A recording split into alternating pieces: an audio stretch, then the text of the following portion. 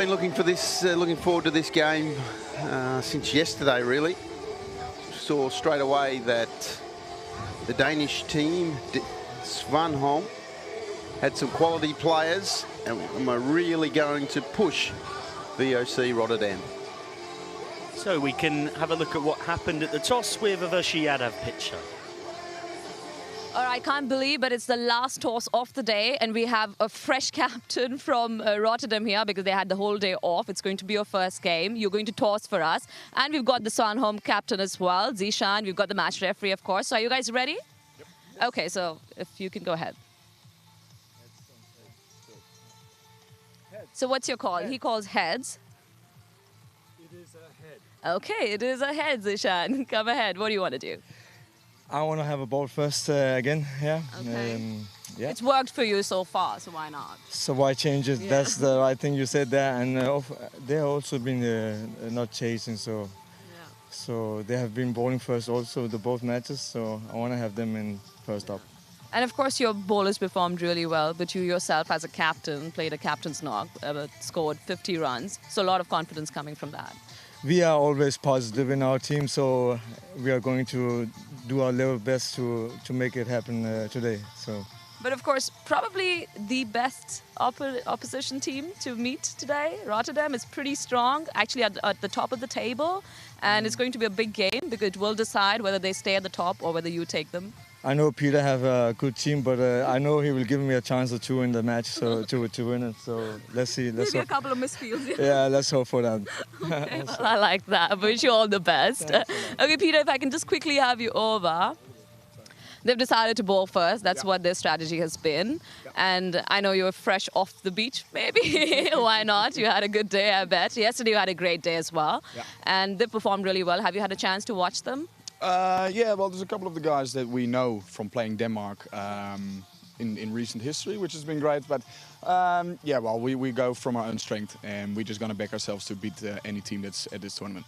So it doesn't matter to you who bats or bowls first. Would you have chosen something else? No, I would have batted first today because we haven't batted first, and well, for going into finals day tomorrow will be good preparation to have a bat first. So wicket still looks fine, so I'm looking forward to have a bat. Yeah, and talking about the bat, I mean, Zishan himself has batted really well in the tournament, and you as well, playing a captain's knock, and Max, and you've got some really good batters. Yeah, well, at the moment we've only used 4 batters so far. So, well, today we might mix a few things up just to give another couple of guys a go, so they also get the experience to see what it's like to play on a small ground like this, and to see how hard or how soft they need to hit the ball actually. Other than that, nah, it's great. Max has been in prime form pretty much the whole season, so I'm very happy for him, and yeah, he's squeezing the lemons out of all his runs. Yeah.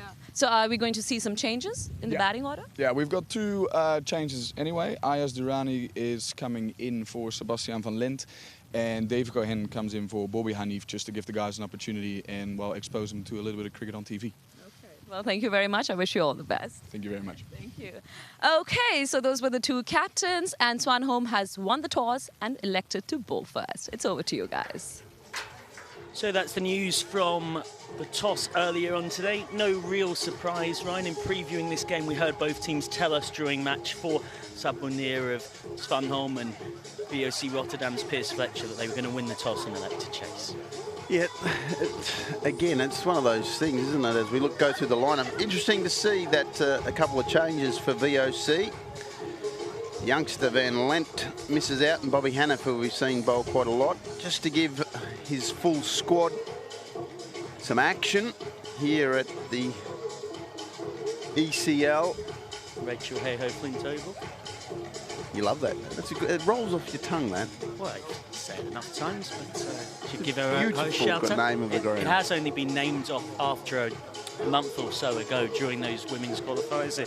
For those maybe unfamiliar, in your spare time, worth going and having a look through what Rachel Hayhoe Flint did for women's cricket. A remarkable pioneer, and in a different way, we're at another moment of the game where we're looking to push it forward and be pioneers with the T10 ECL format. Svanholm Cricket Club, a side who have been very impressive so far. 2 wins from 2.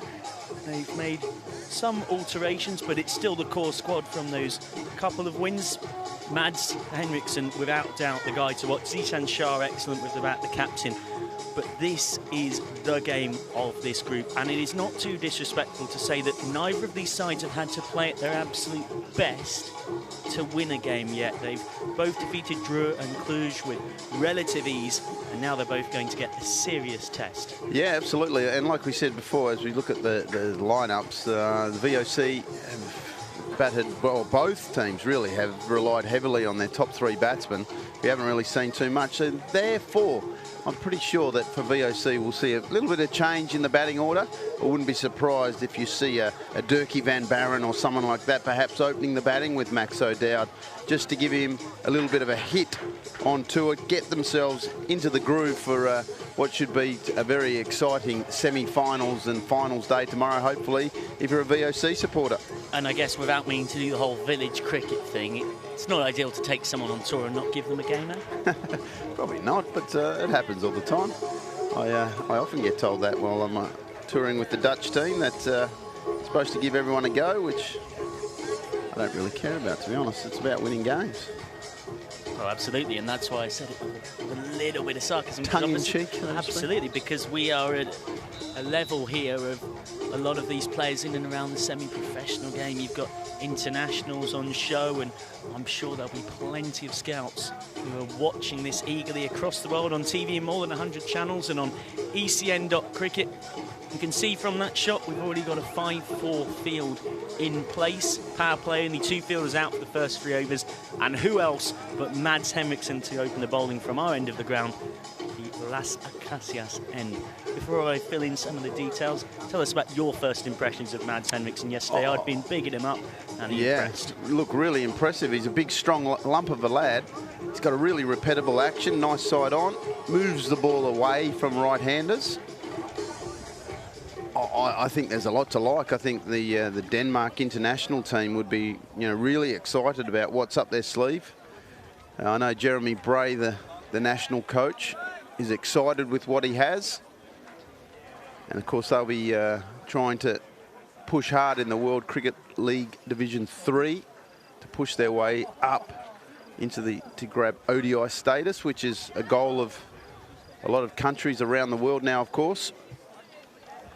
So the batsmen are out there in the middle. Dirk van Barren will face the first ball. He is handy with the ball in hand with his left armers, but it's one of those little cricketing oddities. There's some people that will bowl left arm and bat right-handed, easy for me to say. Max O'Dowd at the non-striker's end, who, for anyone following the ECL through the last few days, should be a familiar figure. Scored the first half-century in the competition. Yeah, he's a quality player. He's had a fantastic year, both domestically and internationally. And Dirkie van Barren will get an opportunity at the top of the order. We've seen Scott Edwards used up there, but he's been demoted, really, the creature. Yeah, we've seen glimpses of what Scott Edwards can do, a couple of cameos, but maybe not quite giving himself a full chance to display his talents. I'm sure we will at some point. Probably got his mind still on his holiday to Dubrovnik.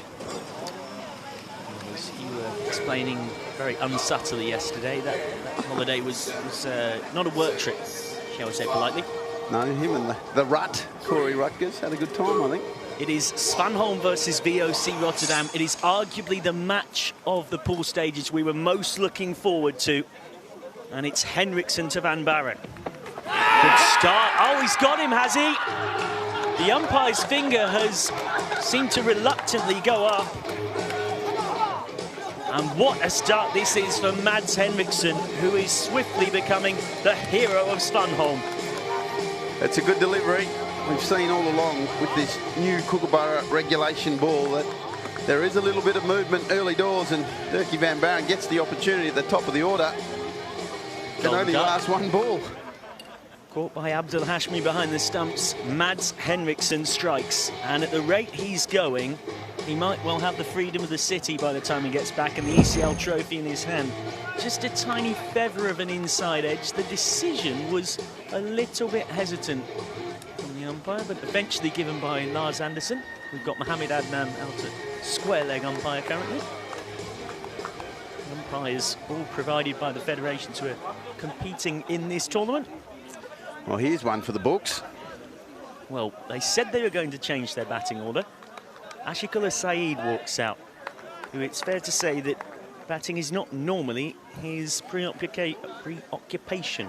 Agricultural is the word I'd like to use to sum him up. A right-arm pace bowler who is not normally known for his exploits when wielding the willow. He's facing a pumped-up Mads Henriksson. Henriksson, it's good stuff again from this 22-year-old. An incredibly exciting prospect. It runs in the family. His father, Soren Henriksson, is chairman of Svanholm and played for Lancashire back in the day as a bowling all-rounder. And it seems hardly surprising then that he's had two sons, Mads and Jonas, who both play and indeed are both all-rounders with a slight preference towards the ball. Yeah, they're good players, that's for sure. I'm going to tell you something that will really surprise you about that in a second. Henriksson once more, bit of nifty footwork, but then it needs a more conventional block, and belatedly, V.O.C are off and underway. And this will shock you. Father as well was a tall, strapping bowler who bowled pretty similar stuff. Seam up, bangs it into the pitch, very much runs in the genes. And there's also, speaking to their teammates, been this competition between them as to who can be the quicker of the two. And speaking to Abdul Hashmi, the wicket-keeper, who's keeping now last night, currently it is Mads who is hitting the gloves hardest, and that's exactly what we've seen so far. It's a gun bowler versus a gun bat. Henriksson to O'Dowd. He's found the edge. I think it might have been a little bit deliberate though. Always hard to tell, but he did play it with soft hands, and it's the first boundary for V.O.C. Yes, one of his skills, Max O'Dowd, is the ability to play the ball very late, and that kicked off the length, really. Struck him on the gloves. He was trying to play it very late. Got away with one there.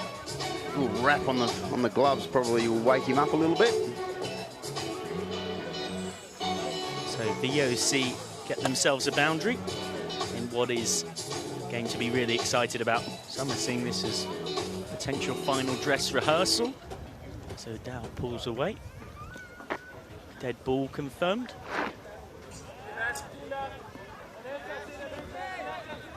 And there's still a very good crowd in here at the Rachel Hayhoe Flint Oval anticipating this potential matchup, and so they should be.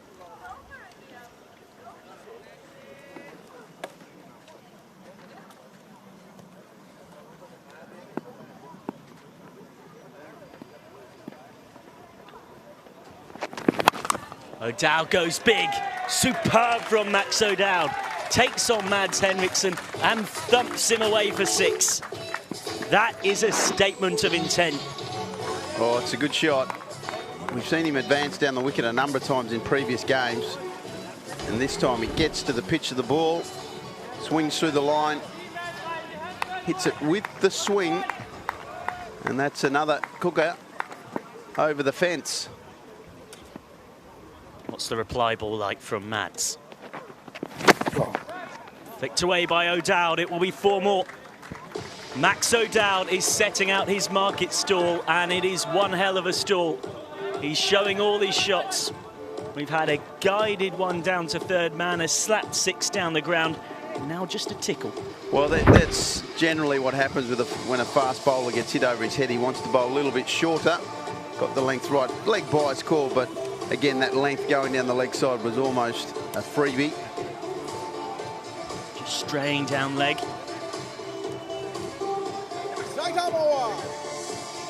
Now from the far side of the ground from us, the Las Lomas end, it will be Ataullah.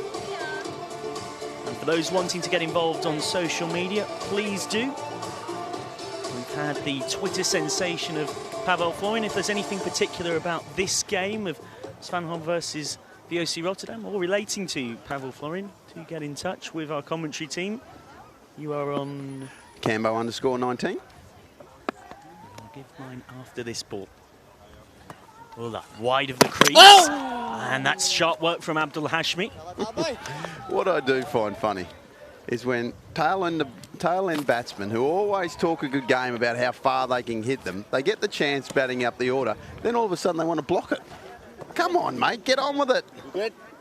Well, it's a good thing that he didn't raise his foot there, because Hashmi was really sharp. And Just give us a sense, having been out there in this position, how awkward you can make life for a batsman by having the ability to stand up here, Ryan. Oh, yeah, absolutely. It's, you know, it takes away the batter's ability to advance down the wicket and change the length of a bowler. Ashikula Saeed to charge in once more. Yeah! And missed, and Hashmi's got him this time, I think. Very sharp stuff. It looks like we're going upstairs, but either way, this is stunning keeping from Abdul Hashmi. Well, that's the other side of things. You actually, with a new ball and it's swinging, I felt as a keeper, I was in the game. I wanted the batsman either just to lean forward or miss one, and you're a chance for a stumping, and you're in the game. And as we have a close look, I reckon he might be in the game here. I think he's gone. Back. The line belongs to the keeper, if memory serves me correct. Well, yeah, if he's on the line, he's out. Yep. But again, we're looking at that. I think there's a sprig or there's something down behind the line. I'm going to say benefit of the doubt to the batsman. I think looking close in, I think you're right. By the tiniest of margins. Beautiful piece of work, though. Well, you have to feel a bit for Abdul Hashmi. He couldn't have done anything more. We talk about keepers having hard hands. Now, this is a good chance to explain for those new to cricket. What exactly do you mean by hard hands here when we say Abdul Hashmi has shown hard hands? Well, we don't want a wicketkeeper to have hard hands. So when we have hard hands, there's stress in the arms, and basically your hard hands, it means you're not giving with the ball. And as you can see here, when he takes the ball, there's a little bit of give. So he takes it nicely, nice and relaxed, take the bails off. When you're hard hand, you're sort of going at the ball, can force, hits the hands, as they say, hard, and generally bounces out. So you're a man who once upon a time has been behind the stumps for Australia in a couple of ODIs. For those new to wicketkeeping, maybe watching Abdul Hashmi now, what would you say they can start doing to work on if that's where they want to go? Well, I think we're going to find here that it's not out. Oh, it is out. It's been given. Wow. There you go. It seemed incredibly close, and Abdul Hashmi's got his man. And I know just how much it will mean to him. I was having a chat with him last night, and he was beaming about the opportunity to be here at the ECL, and he was actually saying that in the first game, although they won comfortably, Svanholm, he was eager to make his contribution. And now, against arguably the competition favourites, he's done just that. He's done well. So I guess as a keeper, what your keys are looking for, especially up the stumps, you're trying to stay as low as you can. Stay down, keep the power in your legs so your gloves are nice and low. As you can see there, he's nice and low, takes the ball well, a little bit of give, quick as a flash, the bails are off, and thank you and good night.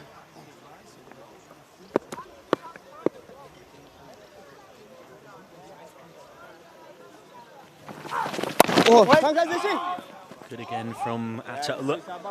And a bit of pressure on V.O.C. Rotterdam. This is what we speculated might happen when they have to change that batting order, which they weren't forced to, but they understandably chose to, because in the first two games, only 4 guys got a bat.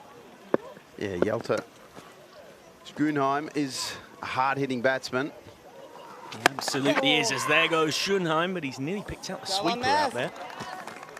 Balls from the keeper Hashmi for the fielding. And speaking of wicket keepers, I mentioned it yesterday, his 74-year-old father still plays. Still is a wicket keeper. And a beautiful gloveman. And just give him a shout out, his father's full name, just for those from Dutch cricket. Rene Schoenheim, I presume. Might be a middle name in there as well.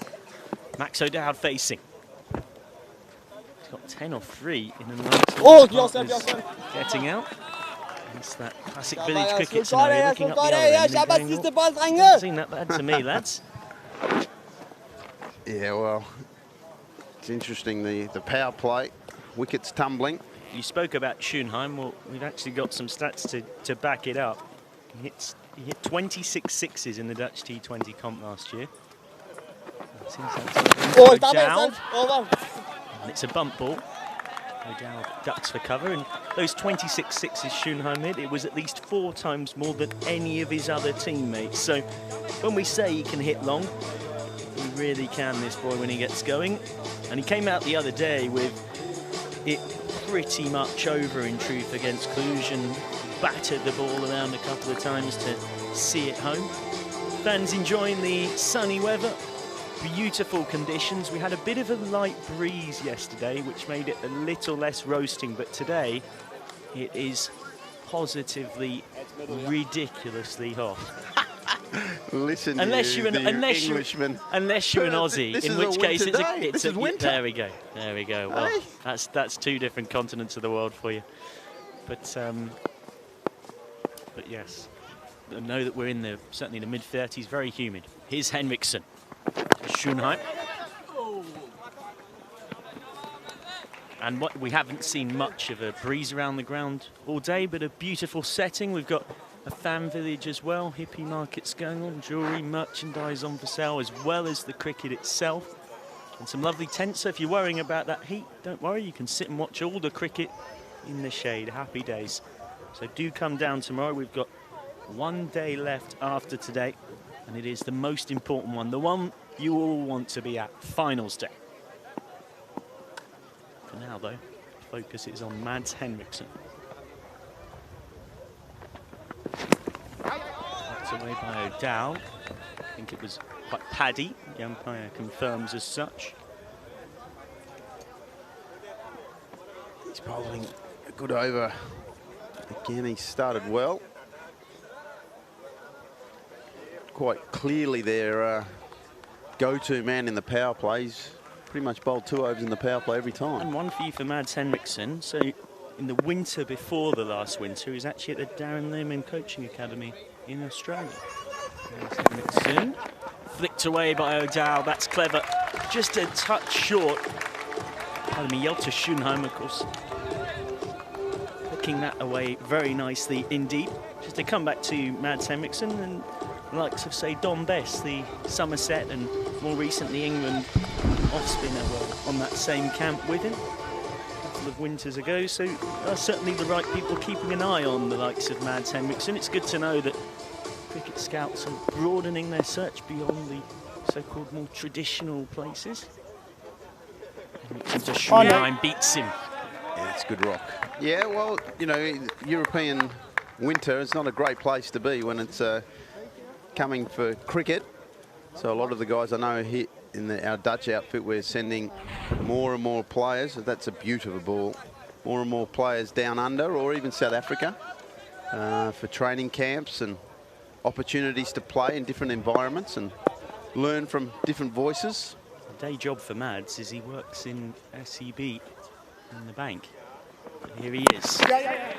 Bowled again by Mads Henriksen. And that's, I suppose, the opportunity and the stage this gives, that Mads Henriksen currently, the 9 to 5, is working in the SEB bank. But if the right person is watching this and they've seen the Mads Henriksen show, particularly in game 1, and he's performing relatively well again here, we'll see him with the bat, then who knows how this could change your life like that. Yeah, opportunities. It's just looking for someone with talent. O'Dowd goes down the ground, goes big, and over our commentary box into the acacia trees behind it. Slightly over-pitched in the slot, but goodness me, wasn't that a clean golf swing as well as a cricket shot from Max O'Dowd? It's a proper cricket shot, that. It's he's trying to hit the side screen nice and straight, not over-hitting, keeps his shape. Nice straight bat. Fantastic piece of batting. And again, that's another ball. Way, way back. I think the ball boys will be looking for that somewhere. And that reminds me, that's given me a new topic for social media. I'd like to get people's stories of lost balls in particularly odd areas, or people hitting balls off cliffs, or you think of things like the River Taff at Glamorgan, but I'm talking European cricket. I'm talking about a ground that has a particularly interesting backdrop where you have to go and fetch the ball afterwards. Get in touch at This Is McCann. This is McCann, MCCANN. Any tweets that are appropriate will get read out on air. Schoenheim facing. And Schoenheim crashes it away. Don't bowl there to me, sunshine. That's a beaut. That's a long way. He is the 6-hitting master of this V.O.C team, and now he's getting the chance to show it.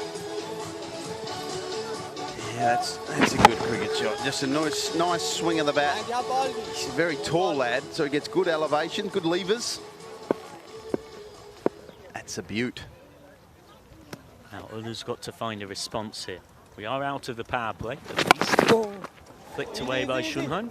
Oh, we nearly lost an umpy there. We did. Lars Andersen had to show quick reactions, and there is an interesting debate about umpires and should they be wearing helmets these days. There's an umpire whose name, unfortunately, Bruce Oxenford. Yeah, good Queensland lad. Teamwork makes the dream. Oxenford, who wears the full-on arm blade thing, which is, as well as aesthetically being brilliant, is very safe. A little right in the crease. Flicked on the angle by O'Dowd. Close. Slight misfield, but then the run out, and O'Dowd has potentially gone. They say never run on a misfield. That is exactly what Max O'Dowd did, and I think he's paid the ultimate price. Oh, I've got a feeling he is well short. Just a mistake. He knew, I reckon halfway down, he knew he was in all sorts of bother. Put the head down and tried to put in the big ones. Well, I've got a feeling here he's going to be short. Hashmi he's takes going it. to be well short. Not Thank even you close. And good night. And that is not what you want when you are playing against arguably your toughest opponent in the pool stage.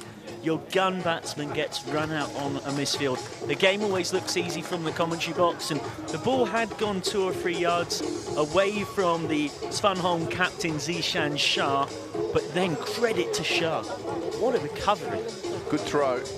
Banged it in. And that's a big wicket. And that's what we've spoken about the whole time, especially when it comes semi-final time. It just takes one mistake and suddenly your top order is out. A run out, a good catch, something special.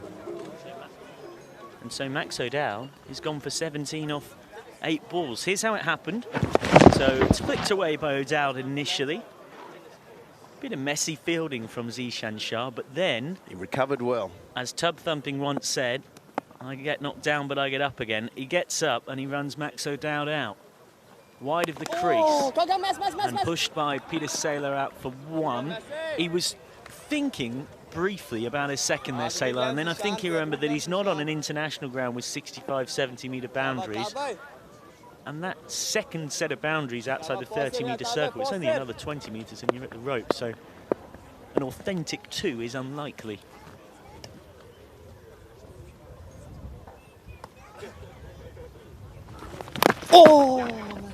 Svanholm just dabs this down. I'm not sure how much he knew about meaning to get it down to third man, but picks up a single fielded by Ahmed. Well, again, as we've seen in this whole competition, if you continue to lose wickets, the batsman needs to reset himself. And instead of just having a dash at every ball, suddenly you become a little bit circumspect. Ulla bowling from the Las Lomas end. South, easy. And Peter Saylor picks out Saad Munir at short cover, and if anyone was watching the first Svanholm match, you'll know that you do not want to do that. A brilliant direct hit from the man himself, who we had up in the commentary box during match 4. Quite a character, and it's very informative as well on everything that this means for Danish cricket. Svanholm, the heavyweights of Danish cricket, they've won their championship just the 27 times, including at one point for 11 consecutive years either side of the millennium. And this is what they're doing right now. They've got Van Barenen played out very cheaply, and then a brilliant run out of Max O'Dowd. So now Svanholm and Saylor are in, but there's a tiny bit more pressure on them because 3 wickets have fallen. There is Scott Edwards in the hutch as well. Pierce Fletcher can hit a long ball. Corey Rutgers. Corey Rutgers, who by his own admission isn't in the best nick with the bat, but is capable too. New over started by Tokir Ahmed.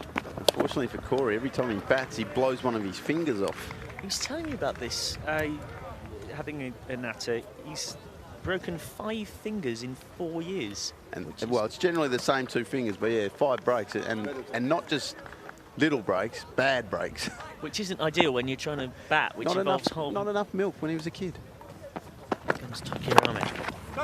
Brittle bones. Worked away for a single. I think of a 2. Well, Source has to get back because he's nicknamed Peter Saylor. And well, I said when the very first ball Sailor was out there, he was thinking about it and he went against it there. He nearly got himself in all sorts of bother. We've already had one run out this innings. Yeah, and Henriksen is a very good fielder, very athletic, good arm.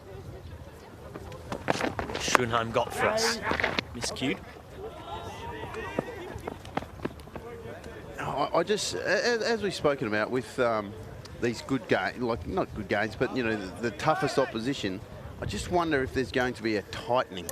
You know, at the start it's all fun and hit and giggles, but of course then it means a bit more. Then you just have to don't really want to get out. Sailor facing Ahmed, flicked away, and he's just straight onto the pads. Ahmed throws his head up to the heavens in frustration. Sailor gratefully accepts it. And basically I'm going along. You see a lot of it in T20 cricket where, you know, in the qualifying matches, scores go out the door, they're massive and boom, boom, boom. Suddenly you get to a final or a semi-final. Suddenly it just starts to tighten up a bit. Scores go down. Ahmed to Sailor. And this time through the offside. And I thought for a second the fielder had managed to stop that. Zishan Khan at point, covered by the sweeper ultimately. Svanholm pride themselves on their fielding, and it's been arguably as good, if not better, than their batting and bowling so far. That could have been the best catch of the tournament so far. Moved well, got a hand to it. Almost an absolute cracker. I think it's one of those you have to give credit to the Khan for the stop. He saved 4, no doubt. And that's a wide, that's messy cricket. Be a couple of wides to the total. I mean, if Zishan Khan takes that, he might actually be trending on Twitter even more than Pavel Florin. And I'm not necessarily sure that's possible at the moment. Hashtag gotta love the Pav. The one I went with was I stand with Pavel in relation to some of the criticism that he's been receiving as Ahmed comes in. Straight down the ground. It is very high. Can he keep it in the rope? Oh, he stood on the rope. So unfortunate for Shoaib Rashid. He did everything right, but Trent Bolt, World Cup final-esque, his rope management was not up to scratch. Well, it was a great effort. Let me tell you, he's just at the last minute, just wasn't quite aware exactly where the rope was. And as we have a look, he took the catch beautifully. He tried to just manipulate himself as close as he could, and there he's inside. Oh, there it is. 1/2 step. He just overbalanced, and that's the fine nature of this game. But this game, Ryan, you know, it looks so simple from up here. And anyone who's even played village cricket and just struggled with the most basic thing because of nerves, pressure, psychology, everything in between, and executing those skills, it's so difficult when you're actually out there doing it. Yeah, definitely. Definitely. And when you've got a 50-metre rope, it's unforgiving. You know you can't go back too far, and he actually held himself quite well. Now Zishan Khan on to bowl. And he's got pumped down the ground. Yelta Schoenheim shows what he's got. Delicious. Yeah, again, it's another good swing of the bat. Long levers, not trying to overhit the ball and trying to hit it pretty straight. Just making sure he makes good contact. Let the timing do the rest. And this is the thing, of course, 50-metre boundaries. You'll get your rewards, and Schoenheim's getting more rewards here. A little too wide from Khan, who is feeling the pressure now. The pressure of Yelta Schoenheim. It's a belting name. Let's be honest. What a beautiful name. Yelta Schoenheim. Rings off the tongue. Just rings off, rolls off. Absolutely. Love it.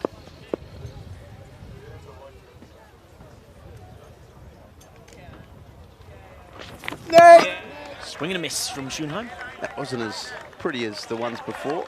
It's interesting that after you just mentioning how it's been so still and so hot, that breeze has just started to waft in. Coming from our right of, well, the left of screen, across the ground, which is pretty much the opposite to what it was yesterday. So just for a, we'll come back to that. Schoenheim facing Khan. And he's got a bit streaky here. Will be cut off though. Eugene Molian with the fielding, and I'm pleased to give him a shout out in a positive way because he dropped the catch that was really the only error from Svanholm in that ruthless first performance of the tournament when we passed through. And actually, by total coincidence, passed him on the way back to my hotel room last night, and he jokingly gave me a bit of jip about it. Sailor facing Khan. This is a single down the ground. He'd clearly been maybe sent the clip of us discussing it with his mates. He said, I see the only, something along the lines of, I see the only shout out I got was the drop catch, and we hadn't met, and we had a bit of a chat, and he turned to us and he said, well, completely understand. And, I mean, I can't use the expletive, he said, but he said if I'm good, I deserve praise, and if I'm poor, then I don't. Schönheim knocked over. Zishan Khan with a brilliant Yorker. That's what this guy gives you. He's their go-to death bowler, but they brought him on early here to get the big wicket of Yelta Schönheim. Game well and truly on. V.O.C. Rotterdam 4 down, and the favourites, for the first time in this competition, are under real pressure. They are indeed. That's a very good delivery. Nice and full. Yelta trying to go a little bit too much to the leg side. We'd seen him hit a 6 straight down the ground at the first ball, but if you look at this one, he's trying to hit it square and only manages to miss, and the terrible death rattle is all he's greeted with. And for those unfamiliar, to explain it to newbies, the death rattle is essentially the sound of the stumps being dislodged behind you. Simple as that. Horrible sound if you're a batsman. Absolutely. So Yelta Schönheim, whose day job is working in recruitment software when he's not hitting massive sixes, is gone. New over, and it's Submunir on to bowl, and Submunir has got a wicket. Wow. This game is turning on its head, and V.O.C. Rotterdam, the favourites, are now 5 down. Goodness gracious me, it is all happening here at the Rachel Hayhoe Flint Oval. Submunir, a guy you just can't keep quiet. The guy who said that he was his favourite player in his own squad. The guy that said he was the funniest player in his own squad. The guy who on his ECL debut provided a direct hit run out, and now, against the favourites of the competition, from his first ball, has thrown it full and wide, bowling to his field. The sweeper is picked out. And we know from what we already know. Look at the celebration from the young man. He was absolutely, he even blew a kiss up to our commentary box. He's at our end of the ground and could hear the description. Who can blame him for enjoying the moment? The world is watching. Submunir loving every moment. And Peter Saylor, the Dutch international captain of head coach Ryan Campbell, who's next to me, he's out. Piers Fletcher. There'll be a direct hit chance. The big fella likes hitting sixes. He was good on air too. Came up here for a quick Pierce was hello. excellent value. It was fantastic to turn our 4th match of today into, as well as obviously giving the coverage that Brescia versus St. Petersburg deserved. We were starting to preview this game, Rotterdam versus Svanholm, because it's the one that we were so excited about, and here's why. Submunir, desperate to show what he can do. And goodness me, he is doing it. Munir in the Danish T20 competition last year, 22 wickets at an average of 24, an economy rate of 6.5, which is very respectable indeed. He's bowling to Scott Edwards. Edwards goes conventional. He is a man known for the unorthodox, nicknamed the sweepologist. And come on, the sweepologist, but to his mates, it's the creature. Don't let him get away with the sweepologist, because he loves the sweepologist. He hates the nickname, the creature. Well, should we balance it out and mention both to the world? And why not? Let the world decide. Munir in again, really good from Submunir. Just ran his finger down that. And it was actually a little bit of an in-swinger, and had it got a bit more purchase off the pitch, it could have demolished the furniture. Yeah, Pierce trying to hit that ball too hard there. And speaking of characters, Piers Fletcher is certainly one of them. He said in his player profile that his strength is hitting massive sixes. Well, this would be a good time. Well, they need a few. With what, 3 and a bit overs to go. 70, 69 or 70 now. The score, you'd think 110 they would require at least. It feels like we've established at this ground that par is in that 120 region. So V.O.C. need a bit of long levers. Can Fletcher give them that? There goes Fletcher. Well, he boasted he can hit massive sixes. That's big enough to get over these 50-metre boundaries. Fletcher off and running. And V.O.C. trying to push towards 3 figures. and recover from those early wickets. Well, it was the length he was after. Nice swing of the bat. I get the feeling Pearce loves to hit over the leg side. Fletcher goes again. Fletcher goes big. That's a clean strike. Good luck to the ball boys. That's out into the fan village at the back. He boasted that his strength was hitting massive sixes. Well, that was a big one. Never mind the 50-metre boundaries. That must have been 75 or 80. It's gone right out of this ground. Hey, just not big enough. He's happy. He's even giving us a little salute there, making sure he had. Look at that. That held the pose too. And who it's can a big blame hit. him? Here's Fletcher, born in Nairobi from Auckland, and now director of cricket at Sacred Heart College Boys School in Auckland, and finally getting his chance to bat in the ECL. And there he goes, bang bang, 6-6. And that's the, I guess, the danger of this format. You feel as a fielding side that you're going okay, and then one over, suddenly it goes bang, bang, bang. Now James Fennick on to bowl from the Las Lomas end of the ground. The shadows lengthening. No from Edwards. Run out at the bowler's end. And a hit from Sab Munir. And he had his second direct hit run out of the tournament. He almost didn't want to throw that for some reason. Just as he's about to release the ball, it's almost like an afterthought, oh, I better not throw this. I think he actually maybe lost his balance, but we can see on the replay. Edwards shouts no, but by that point the backing up has already started.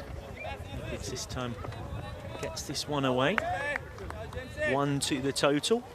James Fennick on to bowl. He had a pretty nervous first over of the ECL, conceded 15, but then his second one in that opening match of the tournament was excellent. Yeah, bounced back well. And in the second game as well, he bowled through his couple of overs very impressively indeed. He's edged out Asad Shah for the seamer spot in this team. And it's a no ball from Fennick. It would have been a wide anyway. Fennick getting the opportunity as well because of those who aren't here. Hamid Shah, the Danish international captain, is injured. And Saif Ahmed has got work commitments, and under-19 spinner Abdullah Mohammed is also unavailable. So 3 key attacking batsmen and 2 of those important spinners not here, and that's what's given Fennick this chance. No! And that's better, just on the right side of the tram lines, exactly where you'd want it. And I've no doubt that'll be a fine for Pearce, not laying bat on ball on a free hit. Yep, absolutely. Has to be, surely. I mean, I think it's not, I don't think it's a question of is it a fine, I think it's a question of how severe are you talking. Fletcher facing up, and Fennick has just lost his rhythm a bit here, puts his hand up in apologies immediately. It is given as a no ball. A free hit once more. James Fennick, a man who plays most of his cricket for the Svanholm second team often. Only moved to Denmark in November of last year. Played cricket in Cheam Cricket Club in Surrey before, the club where Mark Butcher and Ali Brown made their name. Oh. There goes Saylor. Fletcher, pardon me. Out of the ground. Not sure where I thought it was Peter Saylor, but it's Piers Fletcher, make no doubt about it. Third 6 for him. 18 of his 19 runs have come in 6s. So why bother running when you can hit it out the park?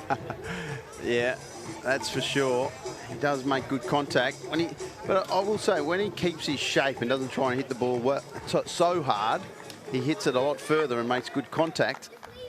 Now, that's made a change in the field now. As you can see, there's 3 players out, all pretty straight on the offside, and 2 straight on the leg side. Fennick looking for protection from Fletcher, who doesn't get hold of that one. Now, it'll be interesting to see if they keep the same field to Edwards, and I think there's going to be a change in that, because we know that Edwards likes to play the scoop and the ramp and the reverse and all those sort of things. So I see now that deep square is going back, fine leg, third man up. Look for a little bit of improvisation here from Edwards. And to Edwards, who tries something, LBW appeal, but it was a half-hearted one. One of those where the bowler half goes up and Abdul Hashmi, the keeper, wasn't interested, kind of gives him a look as if to say, mate, no, leave it. The creature, I don't reckon he's hit one off the square this tournament. That's a bit harsh. He had a couple. Can be, I'm his coach. That's true, that is true. Netherlands head coach Ryan Campbell alongside me. absolute pleasure to have your company. And if you've not been following the ECL all day on social media, you might be familiar with not just the sensation that is Pavel Florin, but what's more, the fact that a certain Shane Warne has been tweeting about this competition in response to the Pavel Florin situation. He quote tweeted, is the technically correct term, a tweet from Dimi Mascarenas talking about all of this.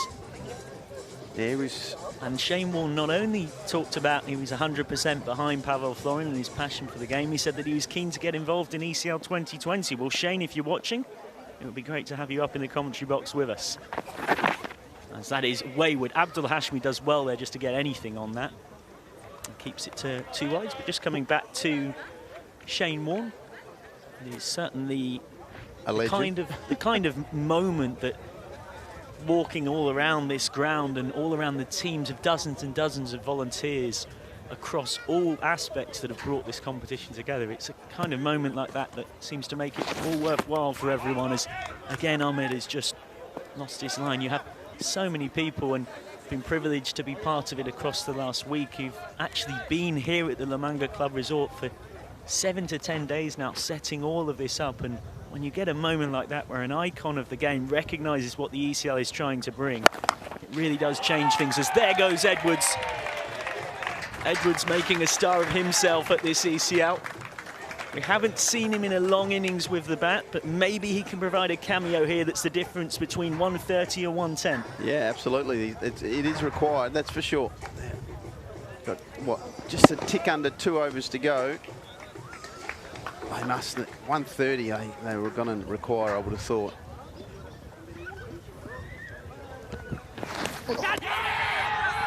It's going to be out. Down the leg side, and he is. He's gloved it. Moving down across his stumps. A ball that was down the leg side. He's tried to hoik that over, short fine leg, and he's only gloved it and he's gone his way. And it's another wicket that goes down. It's been a really good game, this. Very even. And as soon as V.O.C have seemed to seize control, back of comes Svanholm and vice versa. Off goes Scott Edwards. Just 8 of 6 balls for him. Tokyo Ahmed picks up the wicket. He's been a bit erratic this over, and it wasn't really a classic fast bowler's wicket, but the credit here, and you would know better than most, has got to go to Abdul Hashmi, the wicket keeper. Made good ground, good footwork. Here's the rut. Corey Rutgers facing up, gets a single, gets off strike. By his own admission, he's not been in the best batting nick, so I think he'll be pleased just to get one, get up the other end. Have a look. For those who would prefer the more formal, Corey Rutgers, but Netherlands head coach, who's worked closely with him as an analyst in the camp for a couple of years. One of my favourite players. Fletcher facing up now. And Fletcher's got this all wrong, and Hashmi is with the sharp work again. And eventually they do get through for the single. Zishan Shah attempts an atrocious throw. It is Calypso Chaos Comedy cricket. I think eventually the scorebook will just say single from this various scoring team away to our right, and it will look like it was perfectly innocuous. Yeah, well, a bit happening there. Pearce diving back in. Very wide stance from Corey Rutgers, and whose hometown is Perth in Western Australia. Professional cricket coach. Said his highlight was bowling Peter Saylor in a round match 3 years ago.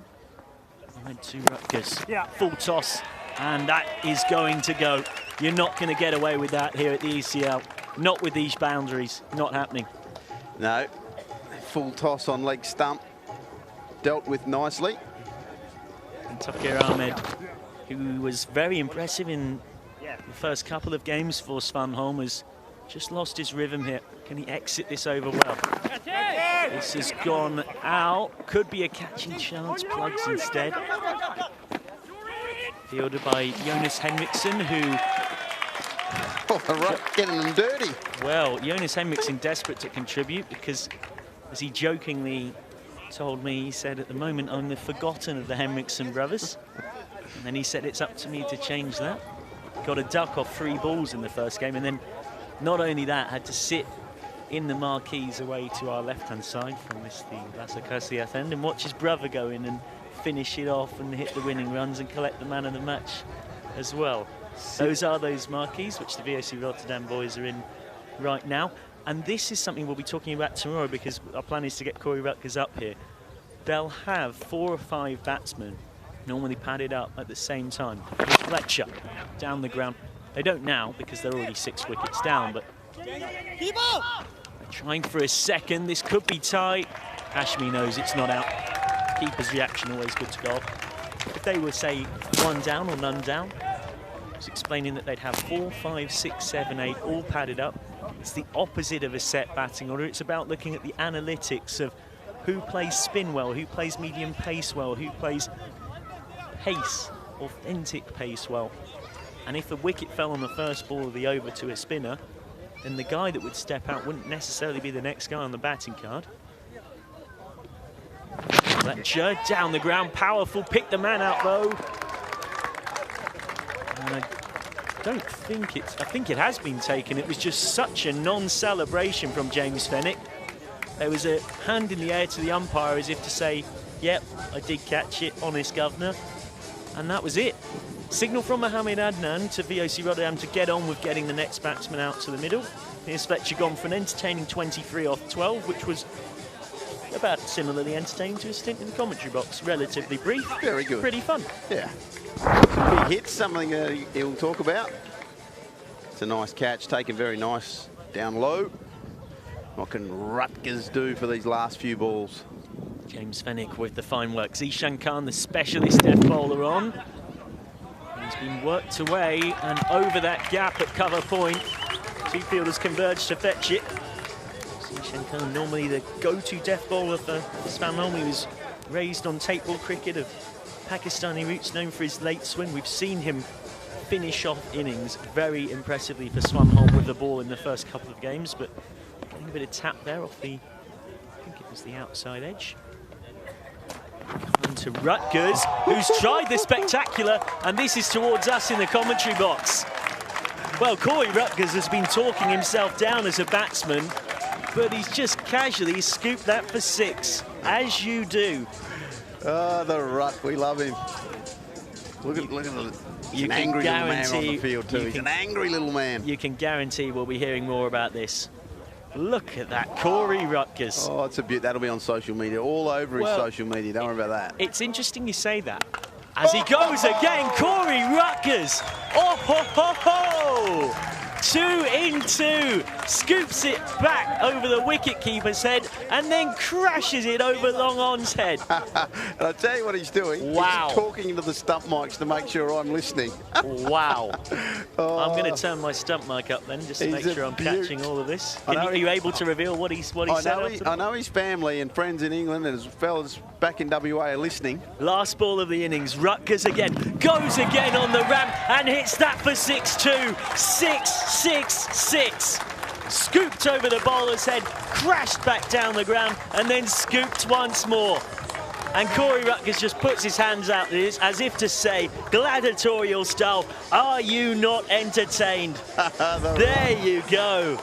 Goodness gracious me, Zishan Khan gets all of the tap, gets his figures absolutely destroyed, and Corey Rutgers ends this innings in an absolute sea of 6s. 29 off 7 balls for him, 2 4s and 3 6s. 26 of those 29 coming in boundaries. Oh, Goodness gracious job. me. It was entertaining, wasn't it?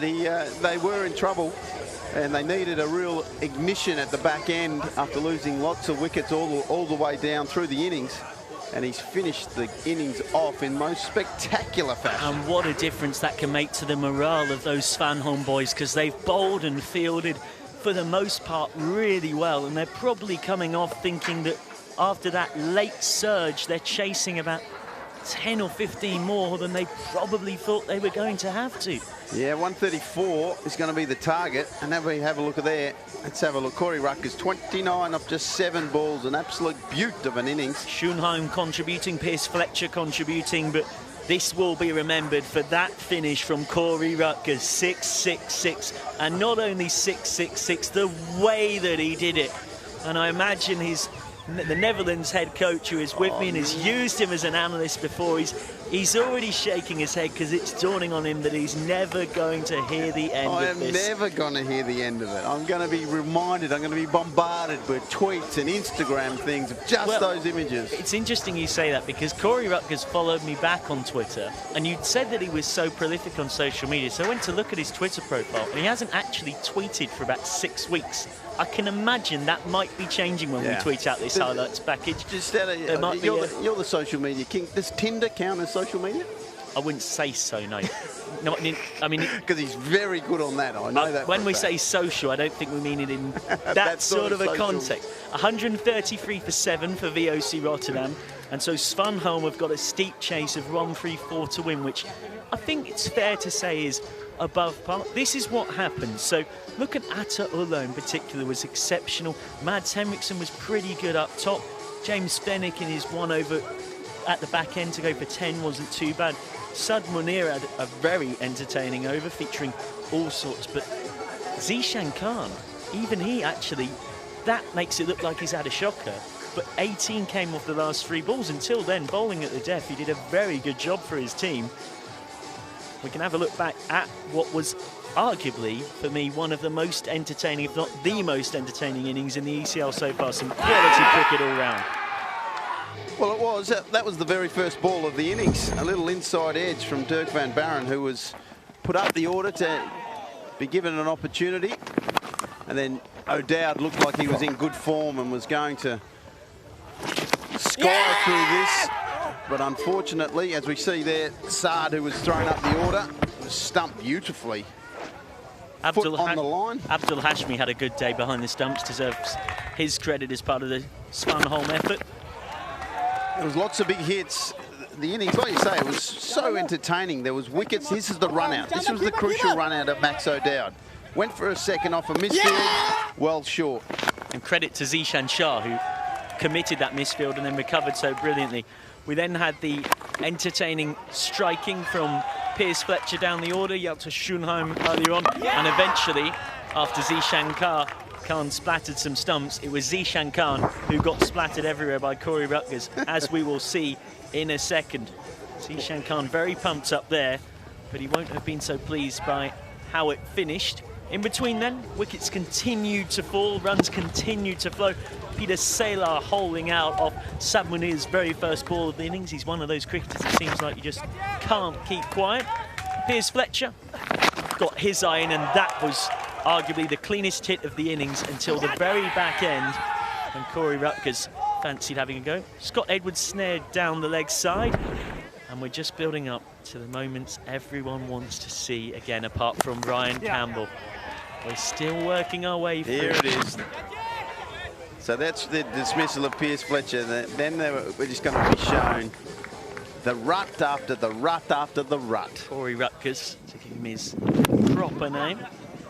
That was a good shot over point, to be fair. And then here we go. 6 over the keeper's head towards our commentary box at the Las Acacias end of the ground. And there goes Corey Rutgers again to finish the innings off the final ball. There was a huge straight 6 in between those two as well.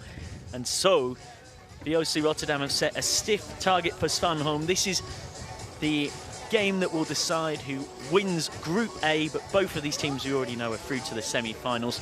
I've been Michael McCann. Ryan Campbell is alongside me. We will be back ever so shortly for the run chase. Now, V.O.C. Rotterdam will be defending 133. Svanholm needing 134 to win to be the winners of Group A.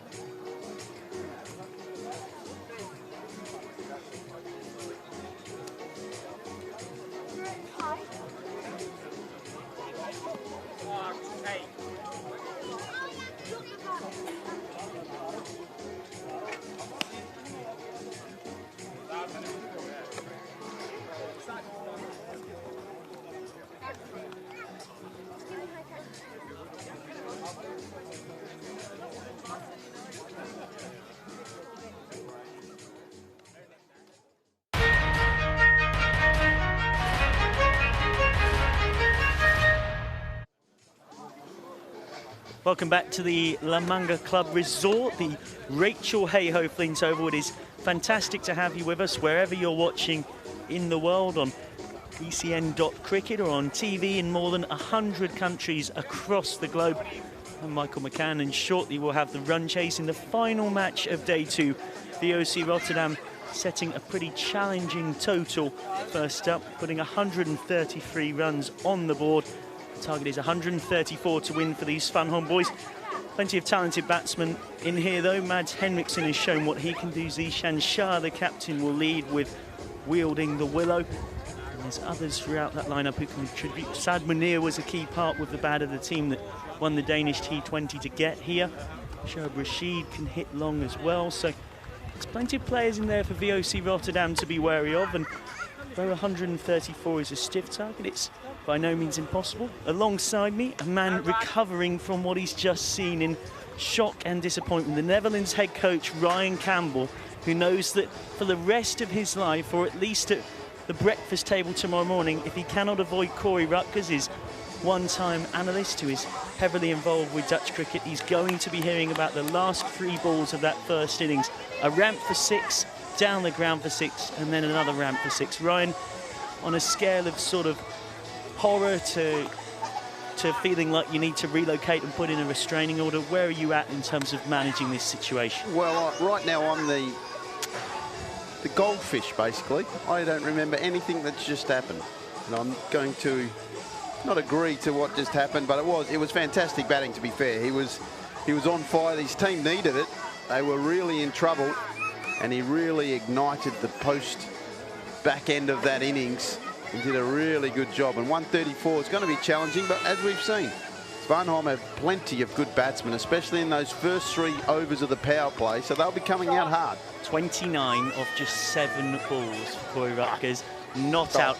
A strike rate of 414. Numbers that are music to the ears of normal lovers of T10 cricket.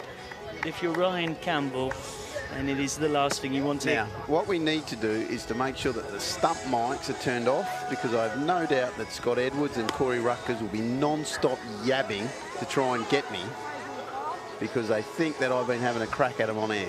I should say, before we get too far down the lines of in-jokes that our viewers can't understand, that you won't necessarily be hearing the stump mics that loud out on your coverage, but we've got them in ours, and if we hear anything of particular interest, then they will be flagged up. And for those maybe looking for that background, it goes without saying that as Netherlands head coach and the Netherlands one and only selector as well, that you know a lot of these players incredibly well. Of course, 3 internationals in the side, and the rest of them you work with often in the backroom staff and all of those kinds of things. Yes, indeed.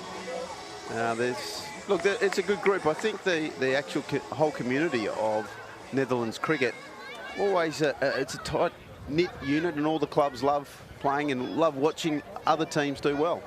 Opening the batting for Svanholm, Zishan Shah with number 1 on his back, and number 3, the find of the tournament, arguably the player I was most excited about seeing in the flesh at this ECL, if not one of them.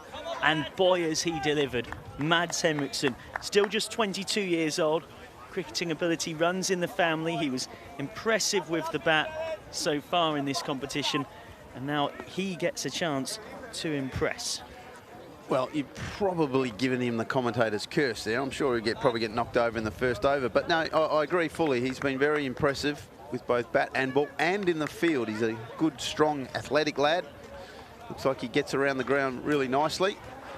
He's going to be facing Abdullah Saad, who we've seen Pierce Fletcher take the first over in each of their games so far, but it's going to be Saad who gets that honour today. Ashikul Saeed with his right-arm pace from the Las Lomas end. The beautiful sun is just coming down here at the Manga and towards our commentary box view. Now, you love beautiful stories. You love them. You've told us a few about some of the players. Isn't everybody a romantic at heart? And here is another one of them. It took him 2 years to walk through Europe to get to where he wanted to be, so he could play cricket. Ashikul Saeed. Yes. Wow. 2 years.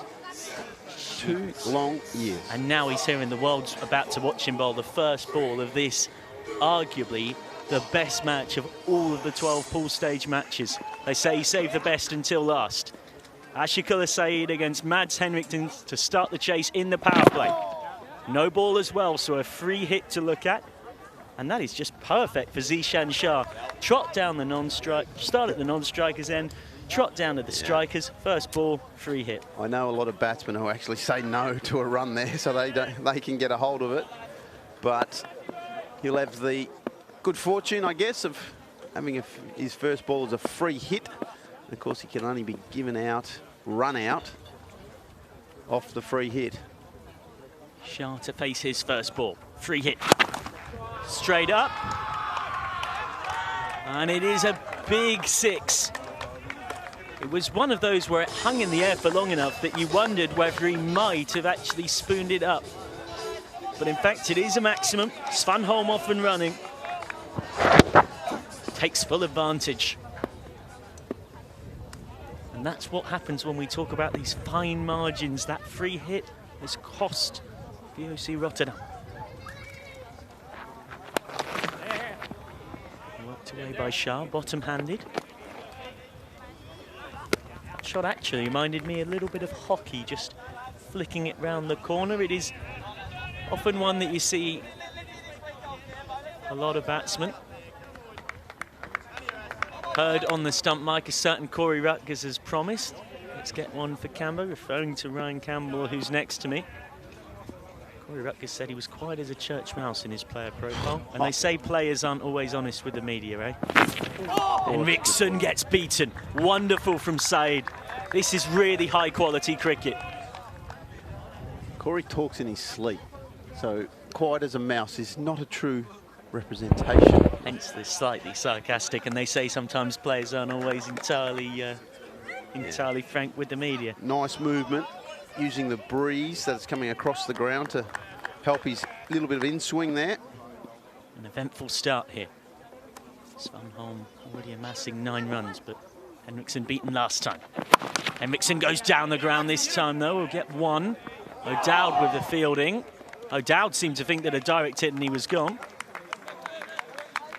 Corey Rutgers standing by the... Sorry to interrupt. Corey Rutgers standing by the stump mic again, and I almost get the impression he preferred to just stand next to the umpire for the rest of this innings, just to make sure you knew of his presence. Yeah, no doubt. I won't be able to hide from him in the hotel later tonight. Shah on strike. He's already bunted 1 away for 6, although it wasn't the cleanest of hits. Saeed from wide of the crease, and that's a lovely shot from Shah. Oh, if you didn't enjoy that, cricket's not the sport for you. Inside out, over cover, made room for it, glorious. And Zishan Shah fancies this chase, and this is quite the start from the Svanholm boys. Beautiful cricket shot. Didn't try and hit it too hard. Got a bit of width. Swung through the line and went way back. Zishan Shah with 2 6s already. What's he got now? Good response, brilliant response. A huge scream of delight, a scream of relief from Ashikullah Saeed.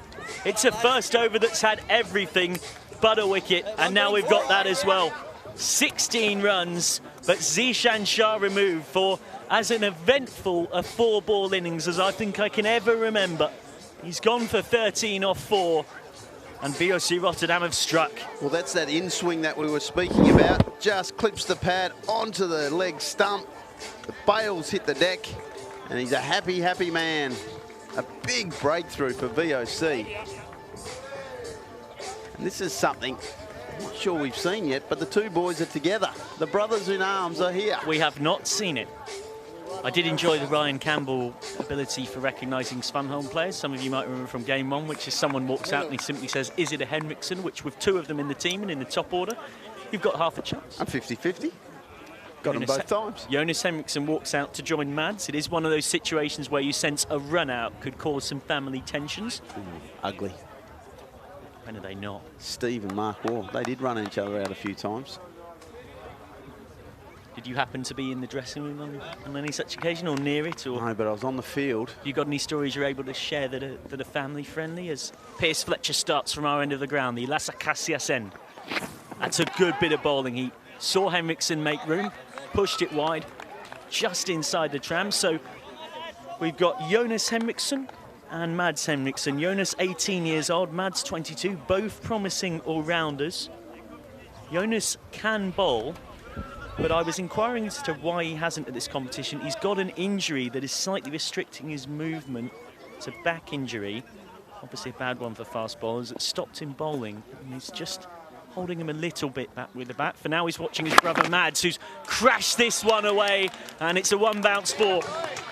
Mads Henriksen, one of the stars of this ECL, and he gets right into his work here. Yeah, too much width there from Piers Fletcher. Gave him width and a bit of length, and he helped himself to a boundary.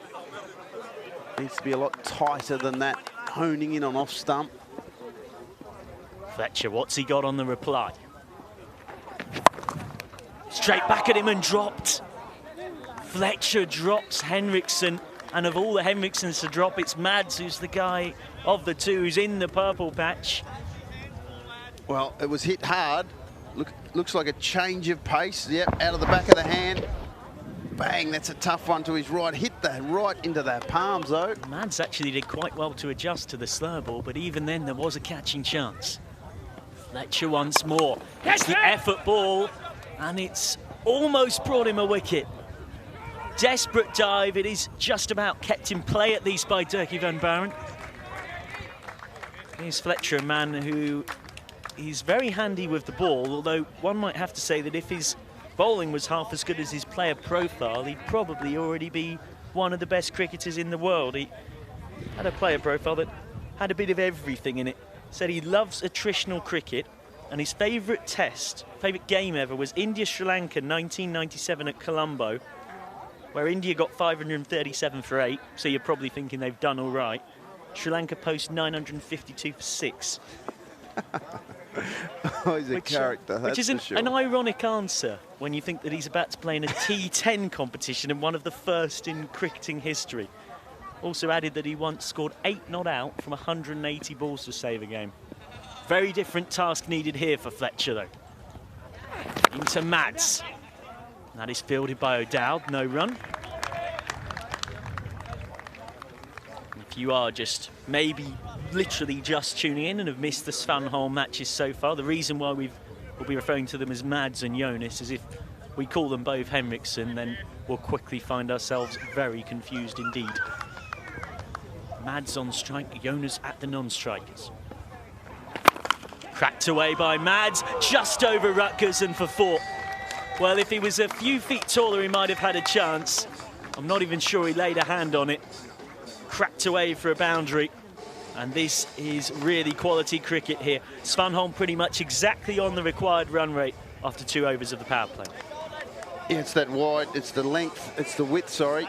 And he just invited Henriksen to have a piece of him. And he very gratefully obliged, just over the fingertips of Corey Rutgers. And again, this third over of the power play, it's so important in this match. 5-4 offside field, which has been V.O.C. Rotterdam's go-to pretty much throughout the entire tournament. And Dirk van Baaren to bowl left arm, sliding it across. It is funny how quickly things change in cricket, because Corey Rutgers came off having hit 6-6-6, but now immediately after that catch, even though it was totally uncatchable, his teammates were immediately on the stump mic telling him he's a shorty and telling him that he needed to grow and eat his spinach. Van Baaren to start against Jonas. Content to take the single, get his brother on strike, and you can't really blame him for that approach. No, it's a good idea, because obviously his brother, having faced 9 balls, is a little bit more settled and in. And these last 5 balls of the power play, he'll be thinking he really wants a piece of it. Please do give us a tweet if you're watching and enjoying this game. Pleasure to have your company. Van Baaren in, and Mads clips this away. He'll get at least 1, and 1 is all he'll get. Comment from Scott Edwards, the keeper on the stump mic. Hold up, I can't see, and that is one thing you ought to bear in mind at this part of the day. We've got the sun setting low away to our left when the bowling comes from our end of the ground, the Las Acacias end of the ground. We're right now at the Las Lomas end, so the sun is away to the right-hand side. Another change in the field. The square leg dropping back now to the boundary, and deep cover coming into the circle. Van Baaren bowling again, trying to remove this Henriksen partnership. Unconvincing shot from Jonas Henriksen. Brings Mads onto strike, who was a go-to man in their winning T20 campaign last year. 362 runs at an average of 30. Strike rate of almost exactly 150. Very, very handy numbers. And Baaren to Mads. What a shot from Mads Henriksen. Oh, that is just cricketing perfection. Whips it away, dismissive. Thank you very much. Oh, just magnificent. Well, they just put deep square out, and guess what? Deep square needs to be about 127 yards further back than that if he wants a piece of it. Deep square leg needs to be in the field that is behind the marquee, that is behind the European Cricket League bunting that surrounds this rectangular venue within which we've got our 50-metre boundaries in this cricket ground. Sort of a cricket ground in between 2 football pitches, if you can imagine such a thing. Van Baaren to Mads, and Mads goes again. That's into the nets. This is sensational cricket. Do not tune out from this game, because we are probably watching the game of the tournament, and Mads Henriksen is lighting it up once more.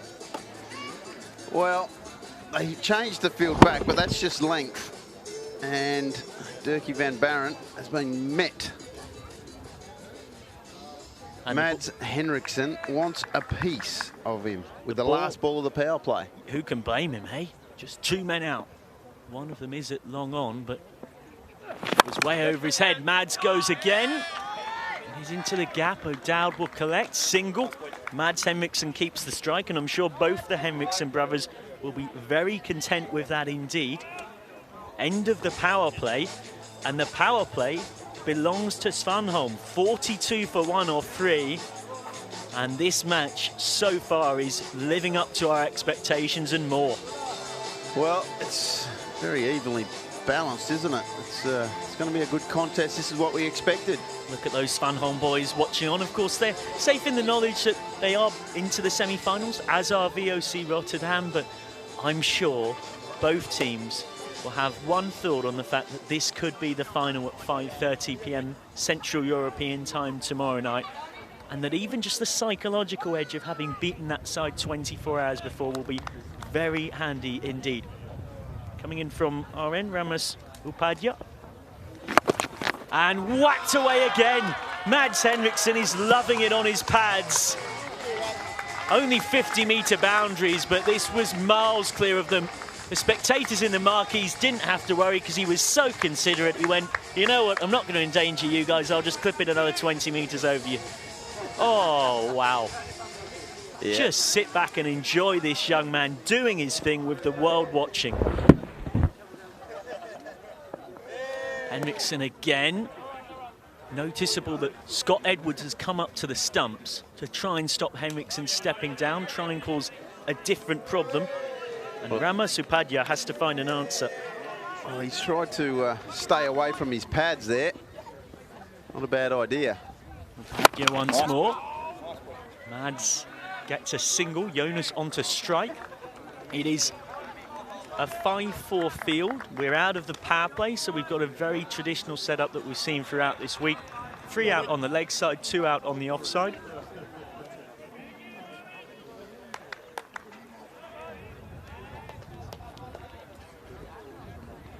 Jonas Henriksen takes guard. It's one of those things, whether you're a proven seasoned international or a proven seasoned Sunday League player, we've all got to do it. Leveler, if nothing else. Upadhyaya. Oh, nice. Well bowled. Dug out. It's a good length. That's where I suggest he hangs in with.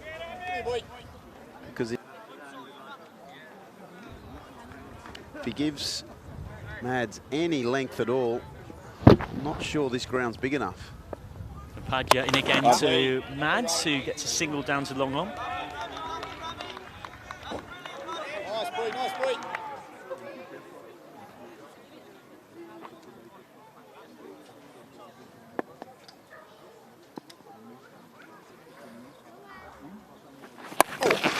Picked away by Mads. Straight to short, fine leg. Jonas, pardon me. Mads scuttles through.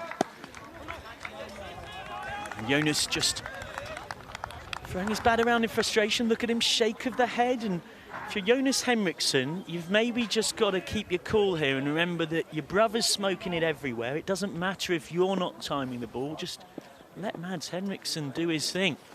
Lovely. Yeah, right. Easy boy. Single this time. It is a very unforgivingly high run rate. 81 needed from 37 balls. Svanholm have worked really hard just to get into this position, but they can't afford a quiet over. No, they can't. And it's going to be Max O'Dowd, I think, who's going to come on and bowl his leg spin. And we saw the other day he came on at a really important time and took a very valuable wicket. He's worked very hard on his leg spin. Used to be an off spinner. Now bowling leg spinners. More of a top spin, really. And he's going to have to come on and bowl to a player in fine form. Yes, I'm not sure many people would fancy bowling to Mads Henriksen right now, but Max O'Dowd came on when Taranjeet Singh was smoking it everywhere, turned the ball away from him, got him caught on the leg side rope with his quick leg spin. O'Dowd gets the treatment from Henriksen, just a touch too short, and in the form Mads Henriksen is in, you cannot afford to be.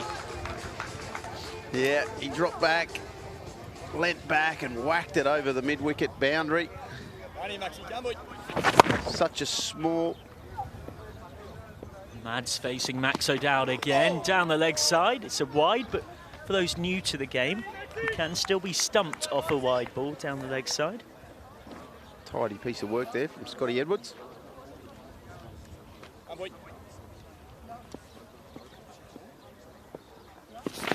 And this time he goes big against the spin of O'Dowd, but it doesn't matter when you're dealing with Mads Henriksen. He is having the time of his life out there. That is six number 5 for him to go with 2 fours. Oh, wow. Well, wow. One was a fraction short and that one was a fraction full. Like I said, there's such a small window for error when a player of his form and ability is starting to flow, and it's been an absolute beauty of an innings. He's 47 from 19. A half century beckons. O'Dowd in once more to Mads, who goes leg side. He might have holed out. Oh, and it's palmed over the top. Cheers for Svanholm. Despair for Hjalte Schoenheim out on the rope. Drama of the highest order in front of the team dugouts. Schoenheim just couldn't quite get his rope management right, but it looked incredibly tricky. Didn't have a teammate there to palm it to as well. Down in again, Mads goes leg side, that one could be caught, is caught. Big moment, Mads Henriksson gone, having reached his 50, nearly holed out the previous ball, and now he pays the price. Max O'Dowd's over has cost 19 runs, but it's bought them the wicket of Mads Henriksson. Yes, it's a big wicket. He just got away with the one before where the fielder on the rope jumped high and couldn't hold on with it with the one hand, but then Peter Saylor that time knew where the rope was. One of the best fielders in the Netherlands. Set himself, didn't move, made it look very easy. Great innings comes to an end, 53 from just 21 deliveries. What a beaut. That was just a privilege to watch. You have to appreciate good cricket, and better than good cricket when you see it. Shoaib Rashid out to bat now. Hard act to follow. But that's what he's got to try and do. And Mads Henriksson has given Svanholm a real chance of a surprise victory. Oh! And it's a streaky start, but it's a valuable start. 4 more to the total. It's an expensive over despite having got the wicket of Mads Henriksson. And that keeps them ticking. And as we are 1 ball now from the halfway stage, they're ahead of where they need to be, Svanholm.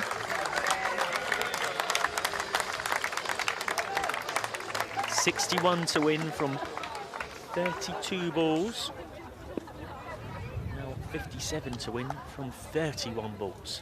Last ball of the over. Oh. Yeah, nice boy. And that's a dot to finish. 23 off it though. We have been talking about social media across the day. We've got that Shane Warne tweet up now. Responding to Dimitri Mascarenhas about Pavel Florin. Said, agreed 100%, cricket's a beautiful game. Well done and congrats to everyone who made this happen. I would love to check this tournament out next year and help out. If you need a helping hand, then hit me up. Congrats again, thumbs up. So Shane Warne, if you're watching, it would be an absolute pleasure to have you up in the box with us next year, taking us through elements of leg spin and maybe passing that on to some of the brilliant young leg spinners we've got at this competition. You think of Nadeem Hussain from Catalonia Cricket Club, the teenage leggy who's impressed, or Ishraq Khan as well, who is another one who comes to mind from the SG Findorf squad, or Max O'Dowd as well, bowling as quick leggies as we saw there, Ryan. Yeah, it'd be great to have the great man here. I'm sure he'll fly a private jet in or something. How he goes. Do you have any clean, fun stories of your Australian time around, Shane Warne, or is it all just simply legend, stuff mate. that is... Literally just a legend. Asikullah Saeed to bowl from our end. Alas Acacia Sen. Full and straight. Jonas Henriksson has to settle for 1. Easy up. Positive for V.O.C. Rotterdam in trying to defend this is that they can have 5 out on the rope now. The problem for them is that the current run rate is 15, just over 15, and the required run rate is around 10. But a lot of that was scored with a certain Mads Henriksson here.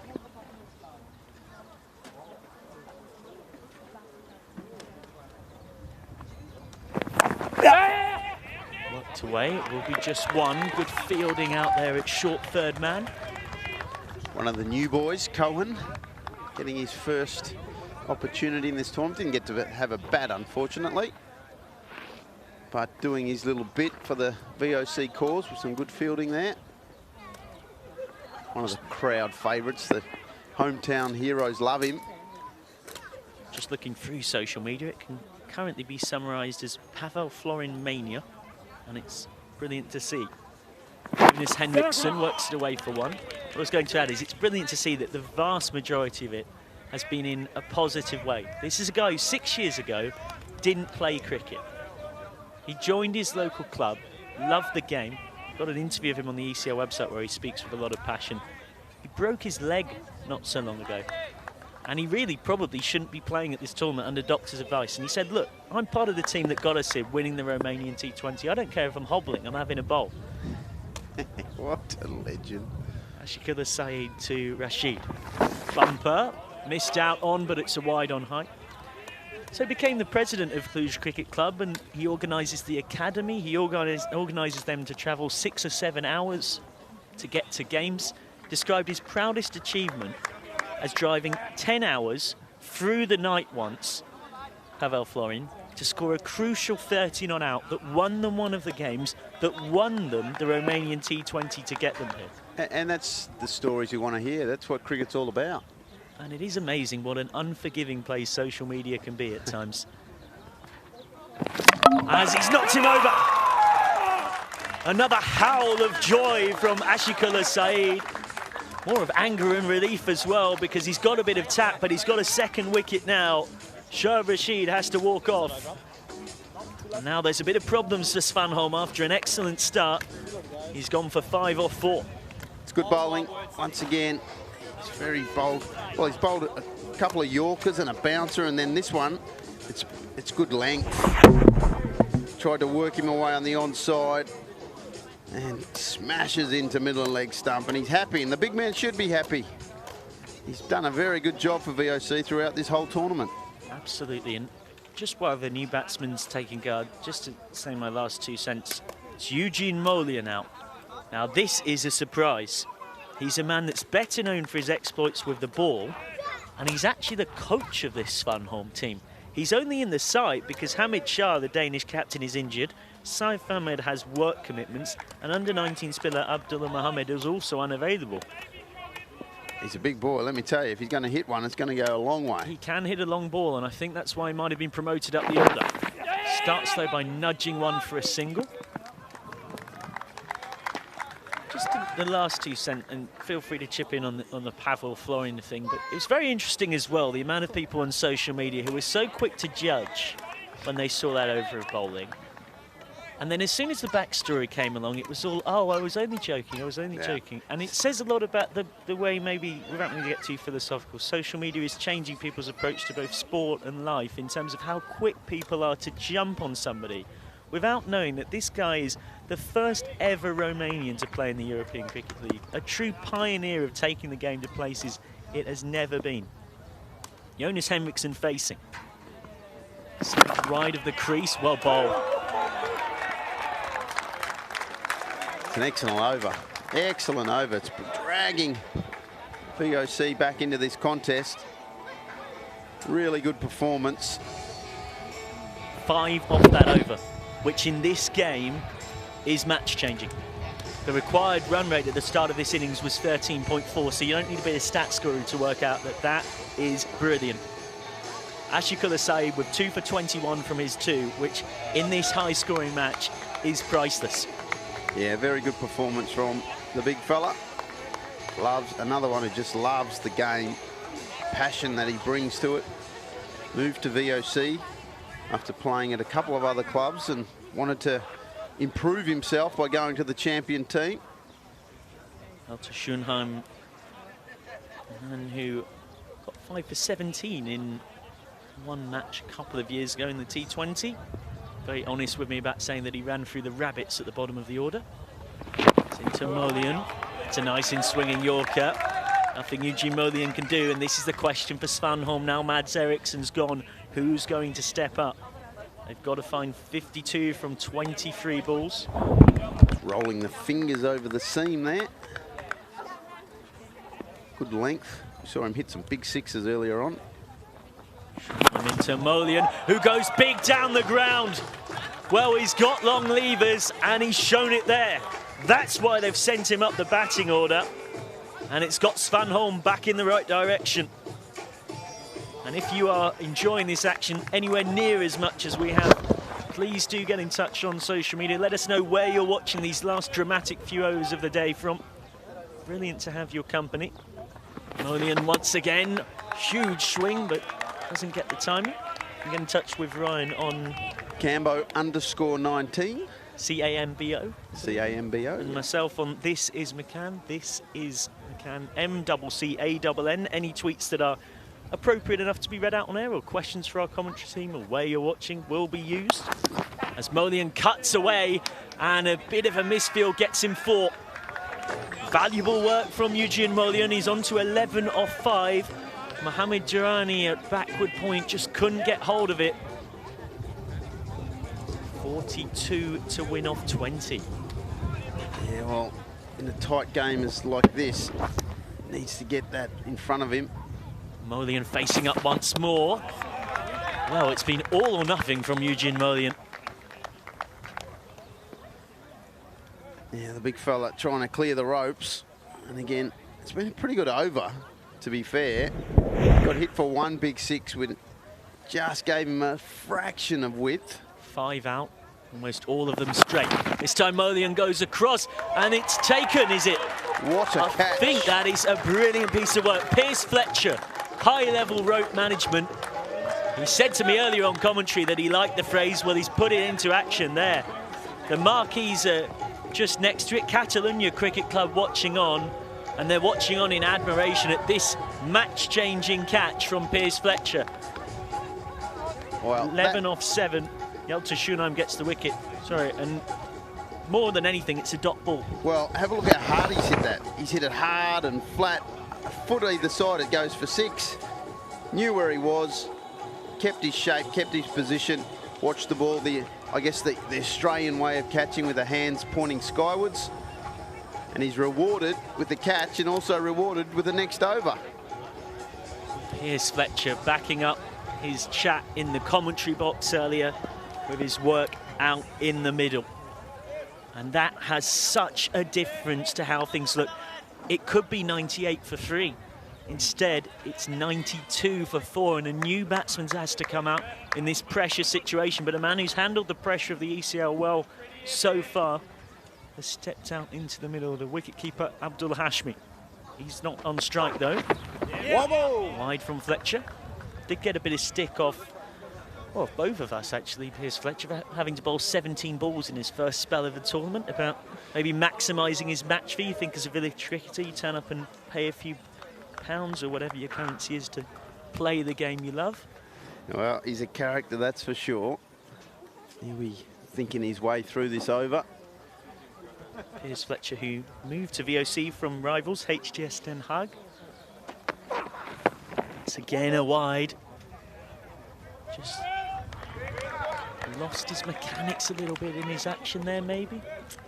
Well, I think what he's trying to do is hit that tram line that we talk about. But he's just erred on the wrong side of the line. Needs to take a breath, regroup.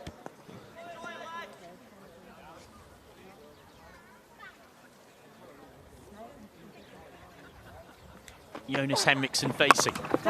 Doesn't really get hold of this, and he's gone. Fletcher gets the wicket. And Jonas Henriksen perishes. He's been watching his brother smash it all over the place at the other end, but now a clever slow ball is his undoing. Just 6 off 8. He was there an awfully long time, but had very little of the strike. Well, it was a very clever out of the back of the hand, I suspect. We'll have to have a look at the replay. And Henriksen tried to have a piece of it, just managed the top edge, went high. And the man at backward point, as you see here, out of the back of the hand. So what it means is that 2 new batsmen are out there now in the pressure of this chase situation. We've got some tweets to run in, though. Eddie, E_Shaw91, says, watching from Rais Al Khaimah, UAE, the United Arab Emirates, tuning in after seeing the viral clips on Twitter. It's brilliant. Well, it's nice to see that Pavel Florin has brought you to the European Cricket League. What a story it is. Fletcher bowling. And that could be another one, just agonisingly out of reach. They consider 2, but think better of it ultimately. Nervous moments for Svanholm Cricket Club. 2 batsmen out there who hadn't faced a delivery. Abdul Hashmi and Sad Munir, they're both actually very close personal friends with each other. Used to batting together in the mid-order. They've had some key partnerships in the past for Svanholm, and they need that again. Fletcher to Sad Munir. Comes down, gets a single. Go back to Twitter. Rob, Blue Army PFC, says, hadn't heard of this tournament till this morning. Watching in from Portsmouth, UK. And good to see cricket is this big on the continent. Might have to plan a weekend trip. Well, you certainly might. Tomorrow might be too soon for you, but in the future. David Atkins says, really enjoying the ECL. Summer over here in Durham. Nice to see some sunshine cricket again. Fletcher to Hashmi. Straight up, should be taken by Rutgers. Is taken by Rutgers. And Svanholm starting to struggle in pursuit of what is a very difficult target. They're making a really good fist of it, but they need someone to come out now and contribute. Corey Rutgers, what a beaut. Makes an easy catch look hard. Just one off two for Abdul Hashmi. Can contribute down the order. He got 31 not out in the semi-final that got them into that final that they won to get into the ECL. The 21-year-old wicketkeeper, Hearts having not made a contribution of significance. Another tweet coming in from Debachoti Mukherjee. I'm hoping I'm getting that right. At Emmy_Deb. Fletcher in.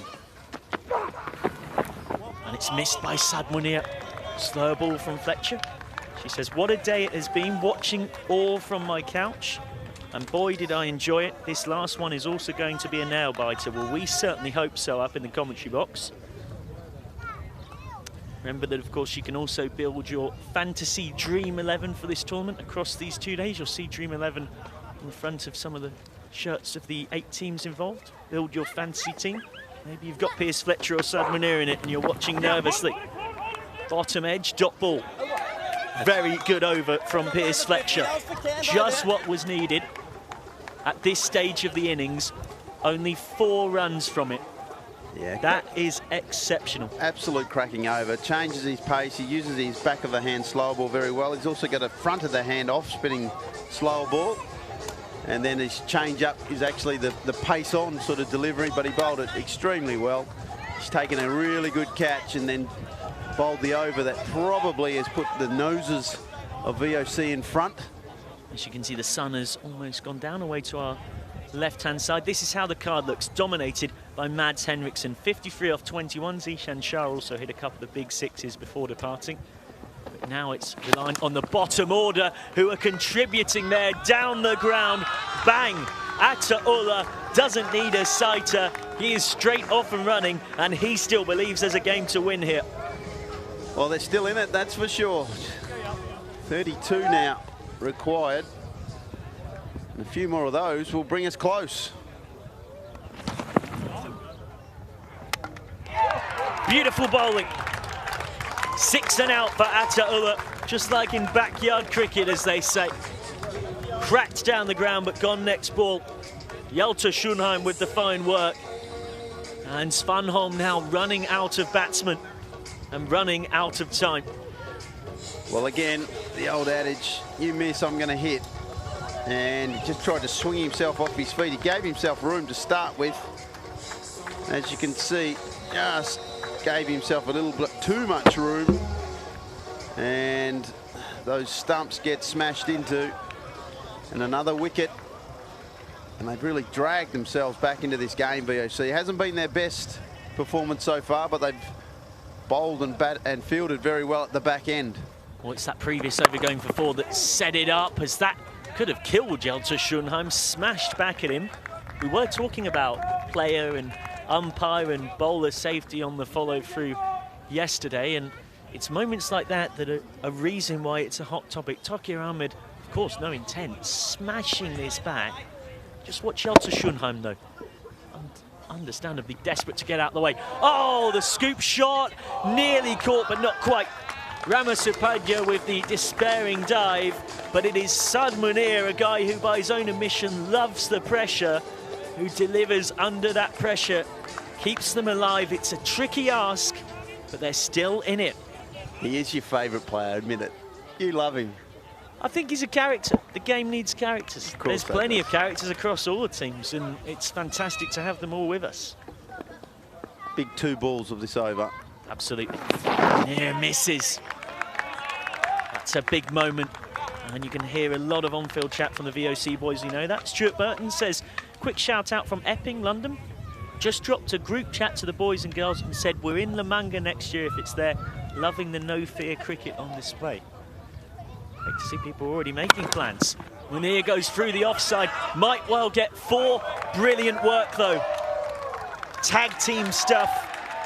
Never mind WWE, how about boundary fielding? Between the 2 of them, and managed to keep it alive. Corey Rutgers and... I think it was Saad who did the initial work. I believe. Here we go. Sabmunir, hockey shot, Virat Kohli style through the covers.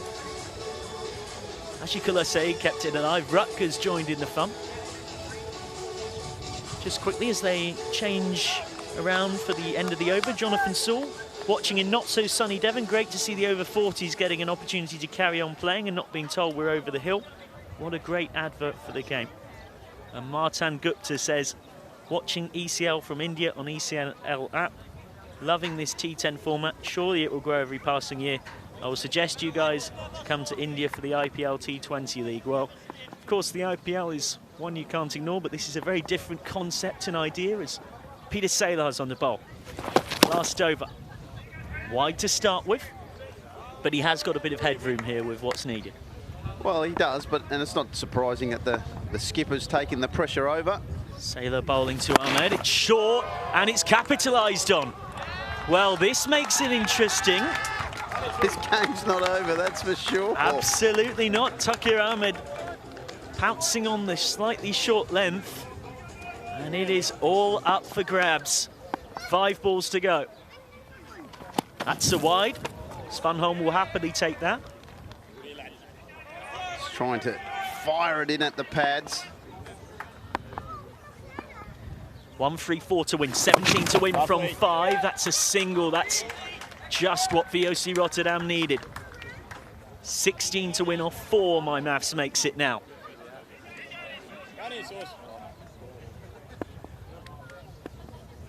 Saylor to Munir. That's very good in the block hole. They'll only get 1. 15 to win off 3. Well, now we look our mind back to the last 3 that Corey Rutgers faced. 6-6-6. And I said it at the time, that could be the moment on which this brilliant game is decided. Saylor to Ahmad. Oh, yeah. Tries to heave, but only gets 1. And there's a frustration in the jog through because Svanholm know that that could be that. What a game of cricket this has been, though. 14 to win from 2. Just got to keep the deliveries legitimate. That's a full toss, and Scott Edwards has got hit. That's nasty. The catch is taken, but the batsman, Sad Munir, understandably, is immediately checking that Scott Edwards is okay. Saylor gets the wicket. It was all happening there, but it did remind me a little bit of the Mark Boucher incident where he was standing up to the stumps without a helmet, but thankfully, Scott Edwards has got the lid on.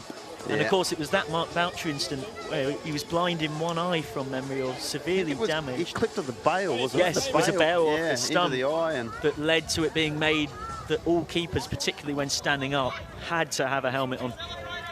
So Sabmunir gone, and this brilliant game now has a winner. Saylor to finish it off. It is hoiked away for 6, but it matters not. 126 for 8, Svanholm finish on. What a brilliant match of cricket we've just witnessed. For me, that is the game of the tournament so far. Yeah, plenty of highlights, that's for sure. As the players shake hands, they're all pretty happy. Svanholm really pushing the early favourites all the way there with some good batting up front. But in the end of the day, V.O.C. have got the job done. They certainly did, but they were given a real run for their money. And I know we're looking a bit far forward, JJ Brescia have won their pool. They won 3 from 3, but these two were the sides we expected to be the strongest. And if this is the final we do end up getting tomorrow after the semi-finals, then based on that, we could have one heck of a game. Yeah, it's going to be exciting whatever happens. It's the end of 2 days of pretty good cricket. We've had lots of talking points. And of course, the question is, I'm not 100% sure about, but there might be a new wicket used tomorrow, so that might bring a few new challenges. But a fantastic performance from everyone. Matt Osprey-Pocock says, Rotterdam showing they're the team to beat here. Great stuff from Jonas Henriksen earlier. I assume he means Mads, because I'm sure Mads will, if he's got a Twitter account, might be quick to reply to him and say, make sure you get the right brother. Says, hope he gets a chance at the Euroslam T20. Also, hashtag I stand with Pavel. Anyone with any final thoughts, do get in touch on @ThisIsMcCann, MCCANN. Might try and read them out before we go in 5 or 10 minutes or so, or tomorrow morning. Tell us where you're watching, send us pictures, get involved, and also sit back and appreciate what we've just seen. That was a good game of cricket. That's, you know, to sum it up, I know we're having a joke about Rutgers and a few other things, but look, at the end of the day, he batted really, really well. That extra incentive of 17 or 18 in the last 3 balls really made it count. And that's a lovely moment. You've got Peter Saylor, a guy who 10 years ago was helping the Netherlands beat England in the World T20 at Lords, the old penguin dance when dismissing Paul Collingwood. I don't think England has ever beaten the Dutch, ever, in T20. I just wanted to bring that up. I actually don't have cricket info in my head right now. But what I will say is there was a lovely moment there. Peter Saylor talking to Mads Henriksen. And sometimes in that situation, even for Mads Henriksen, just to have a guy with the experience of Peter Saylor, a guy who's dismissed Kevin Peterson and Sachin Tendulkar at ICC events before, just tapping you on the shoulder and saying, mate, you can play, and watching you was a privilege, which I assume is something along the lines of what he was saying, gives you such a confidence boost. Maybe he's saying, you're going to play at V.O.C next year, buddy. Well, indeed. It does remind you of that moment after various games where people get asked, what were you saying? And often it turns out to be the most simple, I was saying, well played, mate. Yeah. But, we've got Mads Henriksen who can speak to us after that fantastic half-century. He's down pitch side with V.O.C.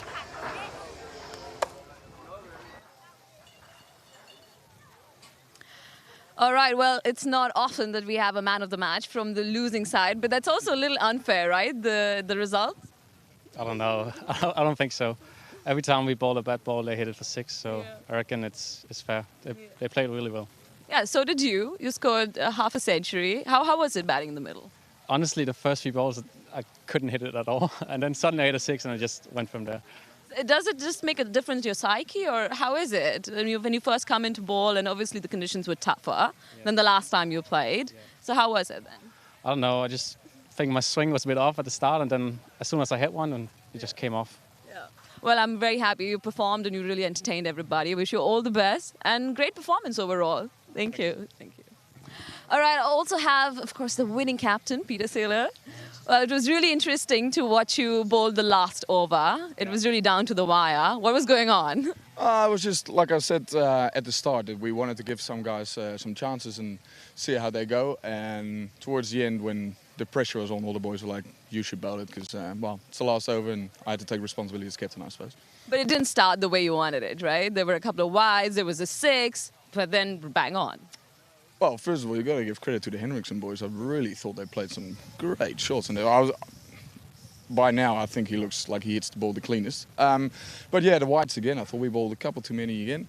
But didn't go as we started. I mean, you're going to go for runs, and sometimes it's going to go well, sometimes it doesn't. And today, Ashikula wasn't so great in his first over, but then he came back and broke the partnership, and I thought that was a game-changing over again. Yeah.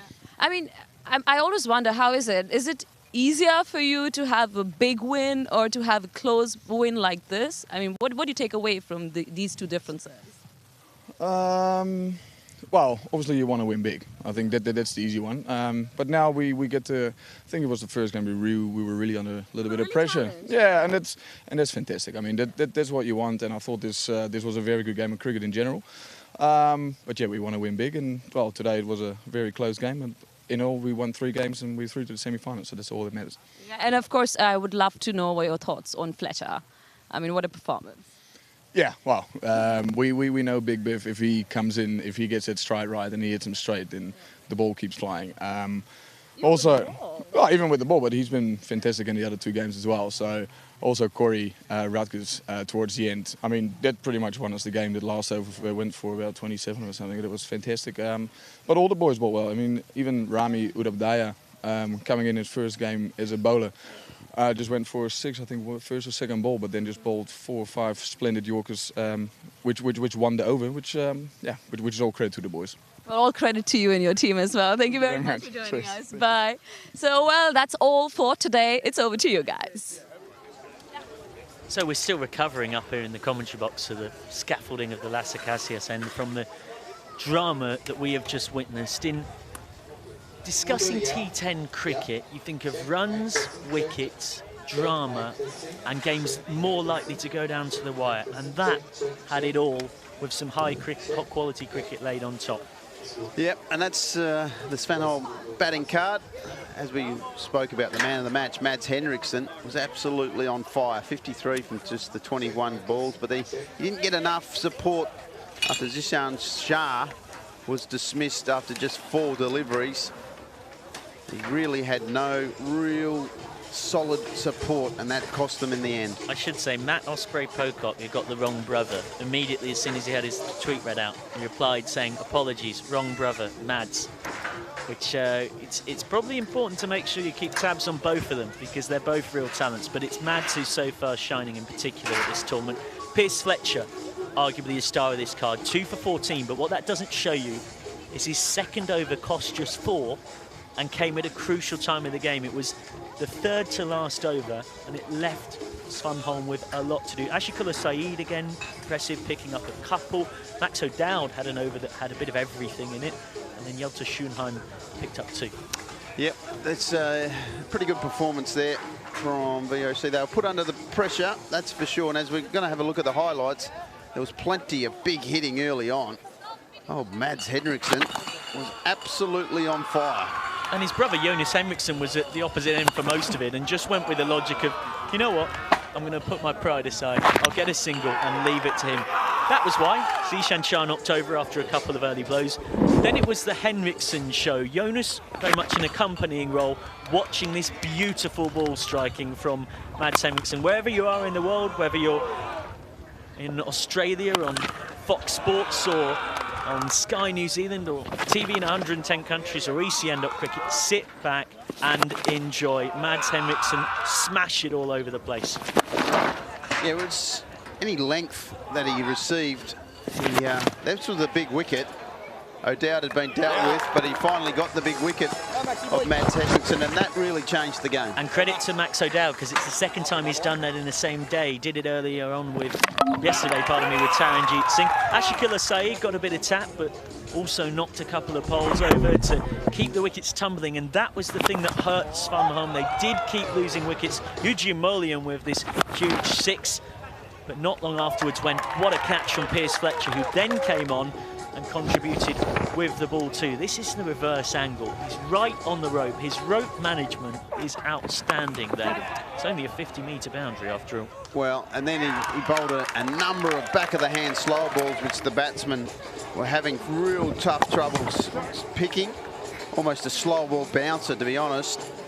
And he bowled an absolute beautiful over. There's another one, the old out of the back of the hand.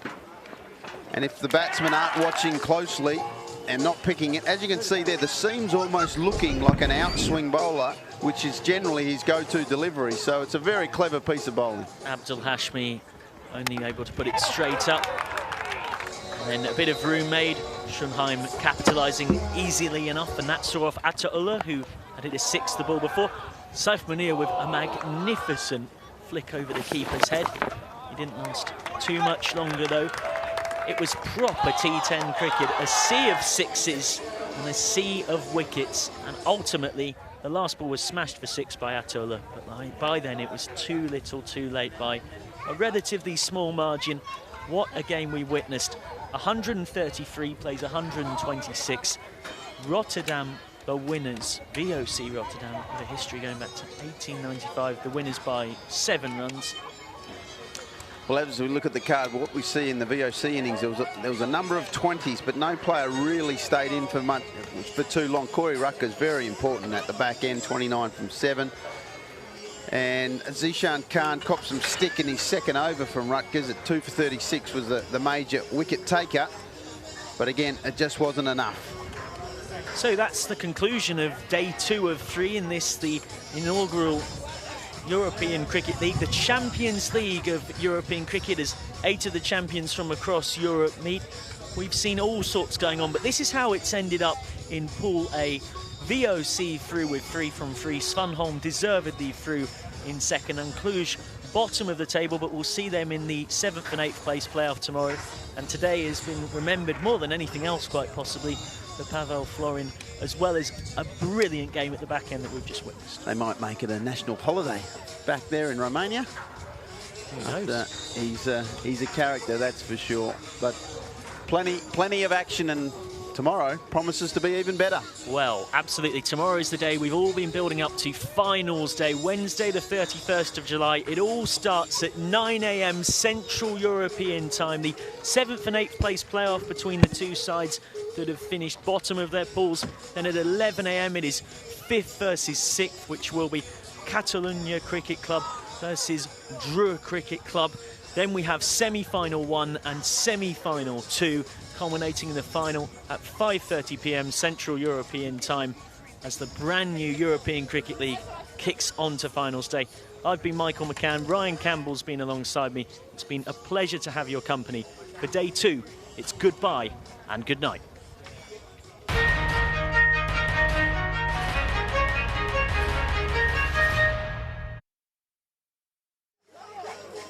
My leg is killing me.